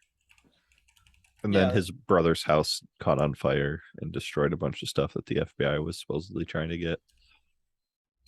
His brother also got shot. So the Yeah. Kennedy family is just rigged with fucking horrors. Oh, I thought we were still talking about the Las Vegas guy. Oh, you're talking about the Vegas guy. No, I'm talking Uh. about just the Kennedy shooting. Oh yeah, Yeah. because wasn't it one of the Kennedys who also drove off a bridge with like a hooker in his car, and he ended up killing Yeah. her, and then he just walked away. Yeah, it was Mhm. Robert. Yeah, It's but just that whole Kennedy family. Makes Who sense. also got shot at point blank range. so is it possible though that Oswald could have been trained more specifically on firearms and shooting like that while he supposedly like defected to Russia? I mean, obviously, there's a chance, but It's hard to say without any of the evidence that we have on file. We're making conjectures Yeah, based on our pre-existing idea. Of what that's the happened. same with the Vegas shooter that they Mhm. said that you know, he only had maybe eight different ARs laying around with bump stocks, but the Yeah. sound of it sounded exactly like the cyclic rate of a 240 Bravo, which is a 308 caliber. yeah. Like I don't believe. Like it's hard for me to believe that the Las Vegas shooter was just one person. Especially from moving point to point with Yeah. the rate of fire Because that was some- occurring. It's hard for me to believe that it was a 240 because if it was a 240, you'd have a lot more people dead. Yeah. And Mhm. but it's also hard that he could sustain such a rate of fire with a bump stock. I mean, I've never had the opportunity to use one, but From what From, I've seen like- bump stocks, it takes a second for you to get the rhythm yeah, and even when you and do not get just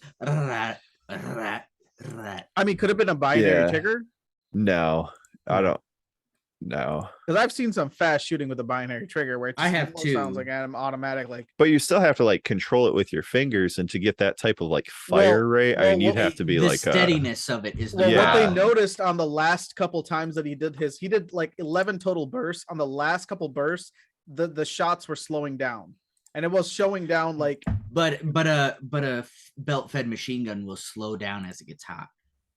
into like ta ta ta ta like that level. Not That so much almost sounded that. like somebody's finger that's getting tired after shooting like 600 rounds at people, you know. So the other explanation could be, I mean, if you have a bump stock, you have to literally force the gun forward while you're Yeah. stabilizing that bump So stock. you're sitting there. So your arm's gonna get tired because this thing's literally racking against you for rounds upon rounds. So for the listeners, can you explain what a bump stock is? It is a mechanism in which allows you to remain your finger on the trigger in a specific position, and as you push forward, your finger pulls back on the trigger, it recoils back into the stock, and then as you push forward with your lead hand, it Mhm. pulls your trigger finger back into the reset position, allowing it to reset the trigger, and then fire again the second it is in the proper position. Okay, so it's almost like it's setting you up to take that following shot faster. than- Correct. So Okay. it's a tension system Okay. where your lead hand provides the tension, your backhand provides the point in which your trigger breaks, and it's just using the cycling of the weapon Mhm. and the recoil from the weapon to Mhm. cycle it. The easiest way to Okay. think about it is if you look at like a pistol grip on like an AR and a stock, and you have your finger across the trigger. So Mhm. from the pistol grip back with your finger on the trigger area, that all stays in the same location. And just picture the rest of the gun with you Mhm. pushing forward with tension, just Mhm. going back and forth in this stable mechanism while the pistol grip and stock area is remaining as stable. Okay. So it's mainly making the gun function like the bolt system entirely. Okay. Like Without- I mean, the bolt of the gun still cycles, but it's almost like a Okay. function of a bolt system while you're keeping stable here. This Mhm. thing is just cycling back and forth in this brace. Yeah. Okay. And then for those that are wondering as well, a binary trigger system is just a trigger system in which pulling the trigger releases a round and then releasing also releases a round. So it allows you basically each time you pull the trigger, you can send 2 rounds without having to pull the trigger twice. The binary trigger is used mostly by some competition shooters in the sense of, they're able to take that slow shot, break the trigger, fire the round, maintain their position, and slowly release and break another round. Mm-hmm. That's where it disseminates from. I personally, I don't see the function of it outside of certain uses, Competition but- use and yeah. correct. I mean, as the person here who has shot competition, I can tell you that those suck.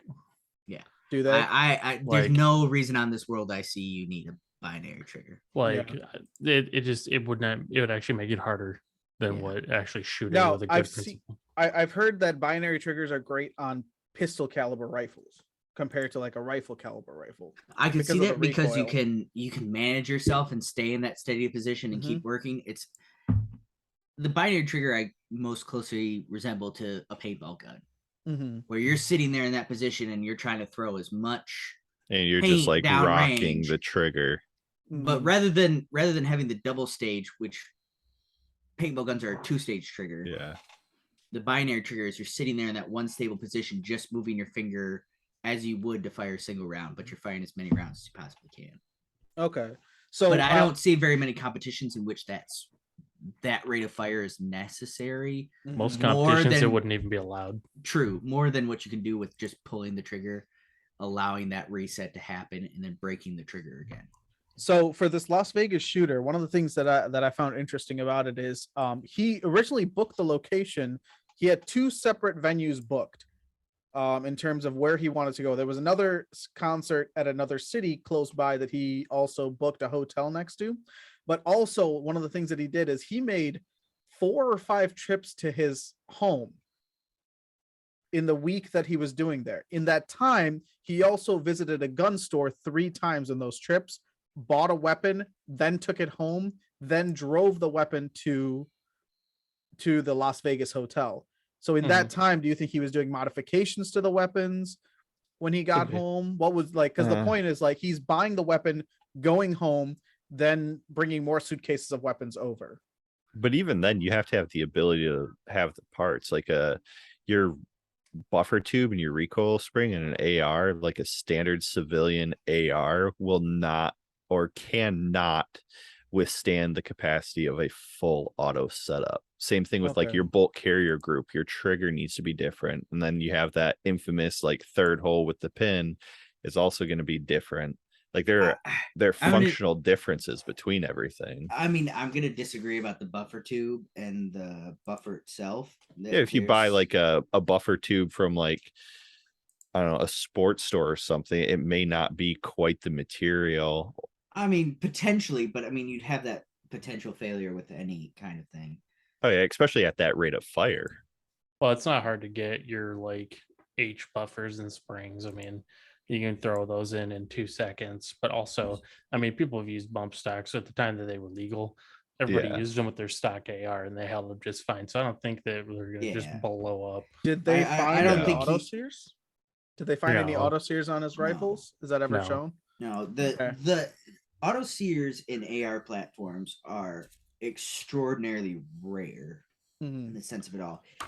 There's been modified sears that have Mhm. been somewhat prevalent.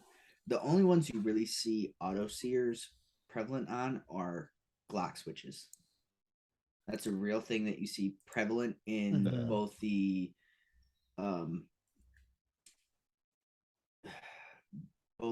kind of the underground, Mhm. Michigan militia kind of bullshit mixed with the Gangs. and stuff. Because I hear guys, as my job as a corrections officer in Michigan, I hear guys talk about Glock switches, Glock switches. That's what I heard. Yeah.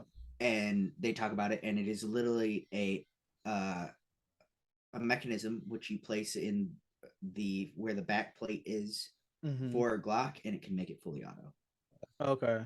because it pretty much holds down that sear Yeah. as it cycles. It's not as safe and controllable as what we think of an actual auto sear, Mhm. but So it basically It turns provides the any function. any Glock pistol that they have into a full auto, like a Glock 100% 18. you can drop it in 5 minutes. Yeah, and it's a Glock 18. All of a sudden, they can put a 50 round in and just spray. Yep. Okay, I literally hear daily about people in but my jail. but for talking about how they have one. ARs, it's not something that anybody can just do at home, right? This is like something you would have to get There's a specialty milling for. and different things that go into it that Mhm. make it much less rare. Got Or, I it. mean, much less prevalent, Hmm. much more rare. What do you got for us, Gooch? So I've been looking for a minute. I finally found from DayZ different weapon sounds at a distance. Now remember, to preface this is in open a air. wide airstrip. open air, but you will hear a significant difference in the shots. Can you guys hear that?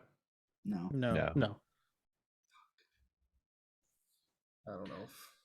I guess, So, like, It may so allow I you will to share say- video with us, but I don't know if it allows you to share Yeah. the sound of the screen. I will say that I've been downrange of many different calibers. I have been shot at by 7.62 by 39. I have been in the shooting pits when 5.56 been fired for training purposes. Mhm. Yeah, you hear the gunshot of 5.56 Mhm. of the bang bang, but it sounds like a distant pop, like one of those little snappers you play with on 4th of Yeah. July. Like the little pistols that would have the popping caps on them. Yeah, Yeah. yeah. It sounds like that when you're 200 yards away, 500 yards away. Good luck hearing it. Did you guys Yeah. hear that? So I guess No. the visual representation on it for moving. So I guess one of the other questions is though too, that so Las Vegas is one of the like largest cities to have cameras everywhere, Mhm. and yet so few cameras actually caught that guy moving Well, the in and out of hotel, the hotel cameras caught him moving in and out up to the elevators, but not in the room hallways. Correct. So they got him outside, loading his stuff. They got him in the lobby loading his stuff, getting the trolley guy to help him, and then they caught him in that elevator. And then, but once it get past the elevator into the room area, they don't have any cameras there, and that I'm assuming is for privacy reasons. Absolutely.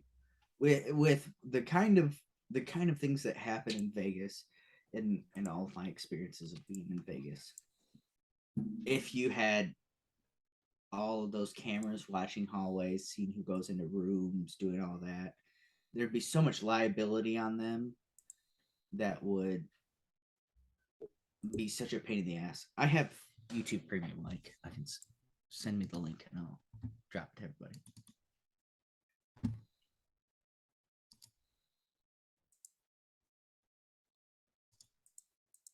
So here's another one though. Do you think Germans escaped to Argentina? Yes. Oh, 100%. Oh, Have you guaranteed. seen parts of Argentina? Yeah, because there are like specific villages that don't even speak any other language than German. So Yeah, I'd say that's less of a conspiracy theory and more of just like, oh yeah, it definitely happened. yeah. So do you think it would be possible that like Hitler used a body double or something? Because the Russians were in charge of the identification process, and they just like the US just kind of went along with what the Russians said. I mean, I would say that there's a 'Cause- possibility for anything like that. Yeah. The likelihood is super low. It's Because just like nowadays with no extradition for Like- people. the Russians were just a proxy ally, technically. Like the United States still didn't like the Soviet Russia, and Soviet Russia still didn't like the United States, because I mean there were large fundamental differences between both countries politically. I mean, regardless, I mean, he'd be dead nowadays. Oh Well, yeah, he was already dying from some kind of auto or Syphilis. degenerate syphilis, right? Wasn't it? yeah. Of the some- brain. So he was already at a mental state where he would have possibly shot himself. It is more likely that way. But also there was that secret Mossad mission to Argentina to capture like former German. yeah, there was a high Yeah. command German that they captured and brought back for trial. And Yeah. I mean, it pretty much proved that. I mean, these guys aren't just Germans that escaped Germany. These are like Nazis, because they still have like their grandfather's medals and the Yeah. uniform and all that stuff. Vice did a documentary on them where they went and traveled to these places. And it's basically just a Dutch village inside Argentina. Yep. So the thing is, the Mossad mission, I'm glad you brought that up. One of my favorite movies, although I can't tell you the name of it because if it escapes me. Oh, There's I know the movie. There was a movie about that, and it was very well done. Literally, the I know what Mossad, movie you're talking about, the yeah. Mossad mission was to go to Argentina and to capture a man by the name of Adolf Eichmann. Yes. And Adolf Eichmann was basically known as the father of the final solution. He's the one that came up with the plan to start the Holocaust.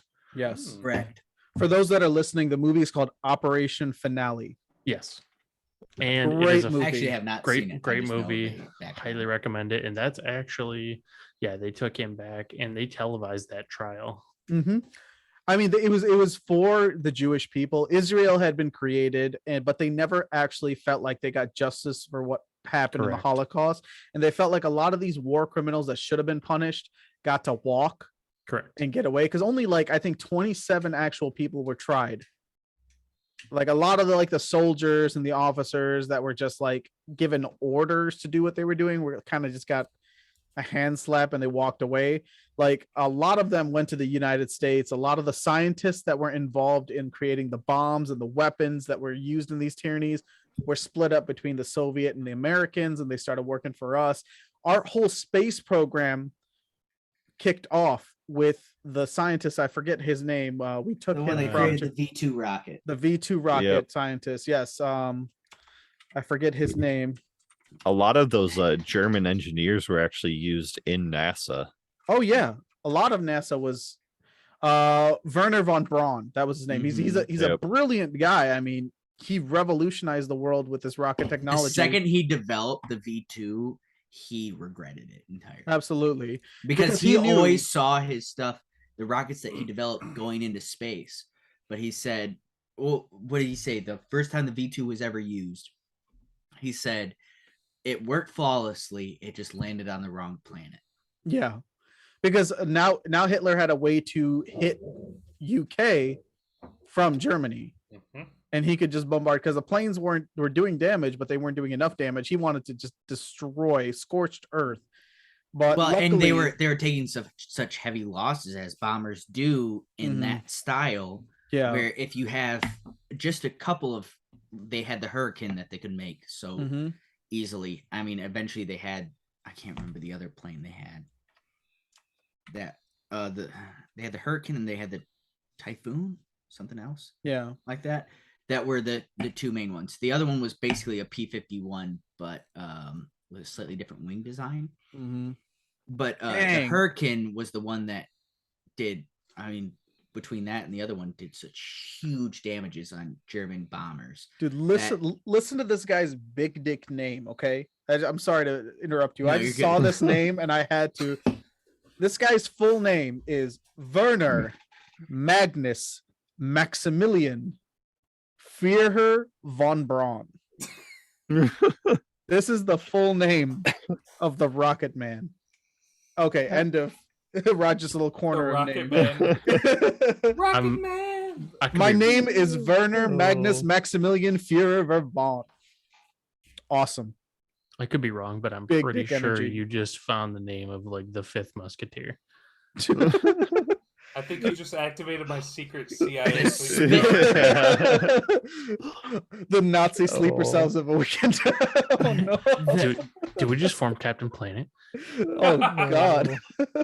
The other plane was the Spitfire. Spitfire, yes. Yeah. So the Battle of Britain, which I believe everyone should watch the movie, The Battle of Britain. That was where Hitler realized that he needed to have an alternate to the bombers because it just wasn't effective. The Americans could do it because we were seeing totally expendable, like we were dumping planes left and right. We had people to throw at it. It was expendability at its finest. And that's why it worked. But So the Germans could not afford to do the same thing the Americans did. I think there was a lot of people looked at the Germans and thought them that'd be like this advanced civilization, but I think people don't realize that yeah, they had advanced technology in a limited quantity. When that expended, they were back to horse and buggy to travel. Absolutely, because they delved so deeply in trying to advance, they went beyond their manufacturing ability. Yeah, the whole point of them going against Russia, because they didn't want to pick a fight with Russia, but they needed the oil and the resources because they were running out of all of their steel. plane. Yeah. They couldn't make more. Like their tanks were getting beaten out. Yeah, sure. The Panzer Well, you had the tank huge and the losses Tiger in tanks. Africa. Yeah, the Panzer tank and the Tiger tanks are superior tanks. Nobody will Hands down. Nobody will ever argue that. But the issue is America and Britain had more light tanks to go against it. So this goes into my favorite war discussion, which is the Battle of Stalingrad. which I did a whole essay on in high school. I had military history class, and they allowed me to do Stalingrad. But Stalingrad was producing tanks while still under siege, to the point where there were other armored units from the Germans literally attacking the tank factory, and the tank factory was still pushing out tanks that were walking out, killing one or two panzers, and then dying. And then they would just then another one would walk out over top of it. It was incredible, just because the T-62 was so easy to produce at the time that they were literally crawling over the dead carcasses of the other tanks, or they were dragging the carcasses of the other tanks back, refitting them, and then pushing them out. God, that's Dude, the siege of frightening. Stalingrad was like some of the most You had biggest guys heroics. going out with rifles but no ammo, but their buddy had ammo. Yep. So you rely on your buddy, and then if you died with a rifle, your buddy with the ammo picked it up, and then if the guy with the ammo died, he took his ammo and filled your rifle. So a story during that time that really is inspiring to me. So all of you listeners out there, I would really recommend that you look up the name Nikolai Vavilov. It doesn't seem like an important name, but I'm gonna tell you a little story about something that happened in Stalingrad that happened not from a soldier's perspective, but as scientists. So Nikolai Vavilov was an agricultural scientist. So he studied how to make, more food, because Russia and famine go hand in hand. They've always had famine of some kind. They've always had some kind of issue with producing food. So Nikolai Vavilov was a world-renowned agricultural scientist, and he went around the world and collected seeds, rice, beans, all kinds of stuff that you could store and itemize, so that way he can figure out how to make food more plentiful for his people.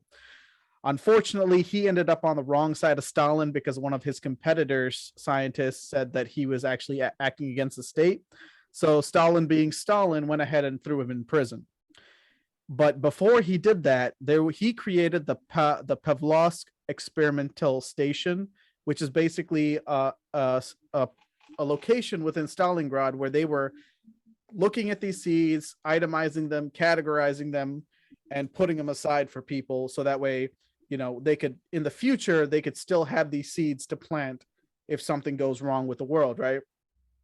So during the Stalingrad crisis, there was like 5 scientists that were there in that building the whole time, and they were basically just running on fumes. They had no food. Nobody was coming to help them. They were basically stuck in that station the entire time. And eventually they all died of starvation. Not a single seed, not a single grain of rice was missing from the place. They didn't even eat to save themselves. And the seeds and the things that they have saved there are now what is inside the World Seed Bank.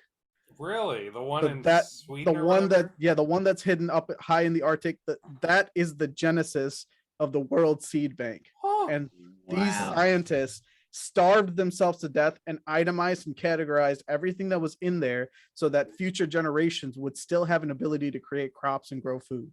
I just want to say that the biggest conspiracy here is that we are as strong as our predecessors, because to think that somebody nowadays would do that same shit just on principle, I would have a hard time believing that. And these weren't soldiers. I know. Yeah. I'd like to think myself a virtuistic human and of great moral fiber, but I don't know if I could be in that same shoes and still say no. Learn the names of these people, guys. People listen out there. Learn the names. When you of talk these about people and Stalingrad, you always understand. hear about Yusili Zaitsev and that stuff. The sniper that came to find him and all this stuff. Yeah. But you never hear about stuff like that. No, this has probably a more profound effect on our future than anything that happened in Stalingrad. I absolutely agree. So, I mean, just Nikolai Vavilov, unfortunately, he died in prison. He was tortured and executed for just trying to help and save his country. And that is Stalin-run Russia at its core. And that's what they deal with. And people talk about Russia being hardcore, Russia being this and that, but they have survived brutal leaders. And they've survived famine. They will pretty much survive anything. So, I mean, brutal weather that they don't even talk about. you can hate the Russian government, and you can hate the Russian people in charge, but do not underestimate the Russian people. No. It's not a good idea. So a segue, because it made me conspiracy theory mode in this episode when you mentioned up in the Arctic Mhm. there. You guys heard about the conspiracy theory about pyramids under the Arctic? Oh my Yeah. god. Are we gonna do Alien versus Predator now? Yeah. There There's we a are. spaceship under the Arctic. So What if there is? I mean, clearly, one where do more you think guns. well, what if I'm clearly- full of thetans and is a spirit of a 10,000-year-old witch talking I through me? have a lot of midichlorians, you know. Mhm. You could be. I hail from the order of the Jedis of the Bad Dragon. I'm pretty sure that you have a lot of Michelob Ultras, is what you have. These are Boss Cider and Leslie. Are you a Michigan. reptilian? No, that's what you Oh. people believe. You and the white hats. The white hats. White hats. Yeah, I'm gonna get into that real quick. So I started my job at a county jail, and obviously the dynamic there is more conservative than most. And I'm entirely okay with that. I see myself more of a conservative libertarian than liberal libertarian. Mhm. But I met a gentleman at my job who was close to retirement who thought that the great overlords of our current state are lizard people, and that the Pope was a hologram, and that he had been taken into custody long ago, but the dark forces of the world and the pedophile ring that control it are producing this hologram to try and dissuade human beings from greater enlightenment, and that the white hats must triumph over the dark forces of the world. By any chance, was he an evidence tech? No, but he once caught a fucking inmate with a cell phone. Ooh, congrats. Mm. Did Well, this cell phone that's have a pretty fucking QAnon big. video? No, he had the QAnon videos all over his computer. I think I we fucking might, sat and watched him for uh, one day, and I was like, Jesus Christ. what am I We sitting might with? have to table the world order conversation for another talk show because we're out of time. Oh, man. Oh man. Jeez. No, I didn't Yeah. get to flat Earth. No. No! I think We can do a part two Yeah, we eventually. can all the- agree we can do a part Yeah, two. I think We'll come World back to Order it, part and two. Flat Earth go together. Yeah, Yes. we got to do a Pretty part good. 2 because I got to bring up Mount Rushmore. So as always, And the cave behind it. yep, National treasure. I'll give you guys your chance for final thoughts. Spicy. Conspiracy theories are fun. Not when they not when you like shove them down on people and like they end up causing damage, but I mean, let's be honest. I mean, everybody is entitled to their beliefs. Some people believe some of these conspiracy theories, some of the more benign, some of the really outlandish ones to some of us. Me personally, I don't really buy into a lot of conspiracy theories, but some of the more rational ones I can kind of get behind it. And they're some of my favorite things in the world because I love just the brain like tease, the kind of the thought experiment of going down these rabbit holes. So Tim. love it. Cryptids, do it. Yep. I definitely think they're fun.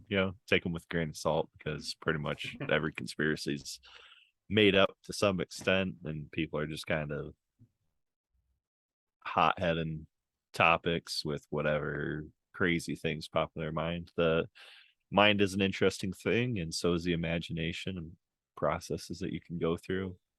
Trying to connect things together that may not necessarily belong together is, I think, also another big part of that. Nick. Illuminati control the world. Birds are alive. No, I'm kidding. Rush. No, I 100% agree with these other guys that they're to be taken with a grain of salt. I mean, some of them have basis somewhere in some form. Whatever it is, you'd have to be the one there to know it. Maybe they're all true. Yeah, there's a little truth in every lie. You got to have a little something to sell it. But I like to think myself educated, but at the same time, who knows? Raj.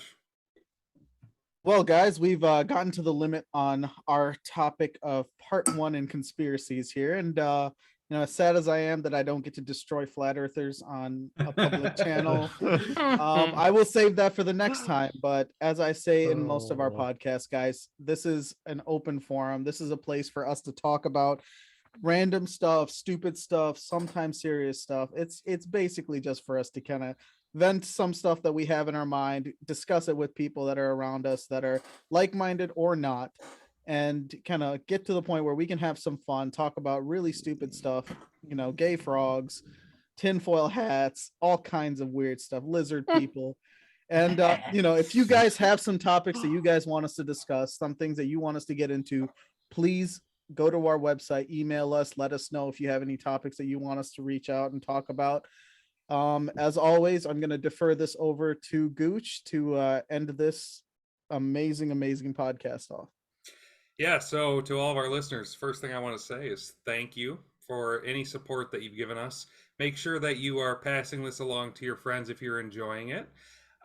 You can now find our podcast on all major and minor podcasting sites. So yay for us. That worked out pretty well. Apple Podcasts is actually a lot harder to get on than you think. So I'll give myself a pat on the back for that one. Pandora, verify us. Yep, Pandora, please verify us. Other than that, I want to say thank you again to all of you.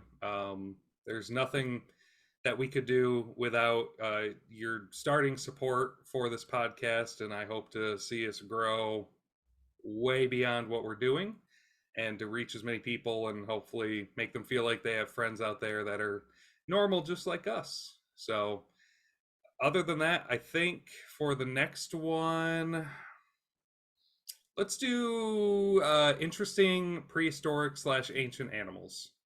Oh Ooh, yeah. that's going to Fucking be a love good that. one. Yeah. With what we've been talking about, I love it. Yep. So we'll Oh, do yes. prehistoric, ancient, extinct animals that you find interesting. I think we can fill that in for 2 hours. So Oh yeah. Yes, Well, definitely. we'll definitely table conspiracy theories part 2. Maybe we'll get a guest on. That'd be fun. But other than that, Alex Jones, if you're looking to enter a podcast where you won't get sued. Or literally anybody who works for the Illuminati will take you. yeah, Yeah. that too. Even if you claim you work for them, I'll just believe you. So Yeah. Content. But, Yes. thank you again, everybody, and like always, stay ordinary.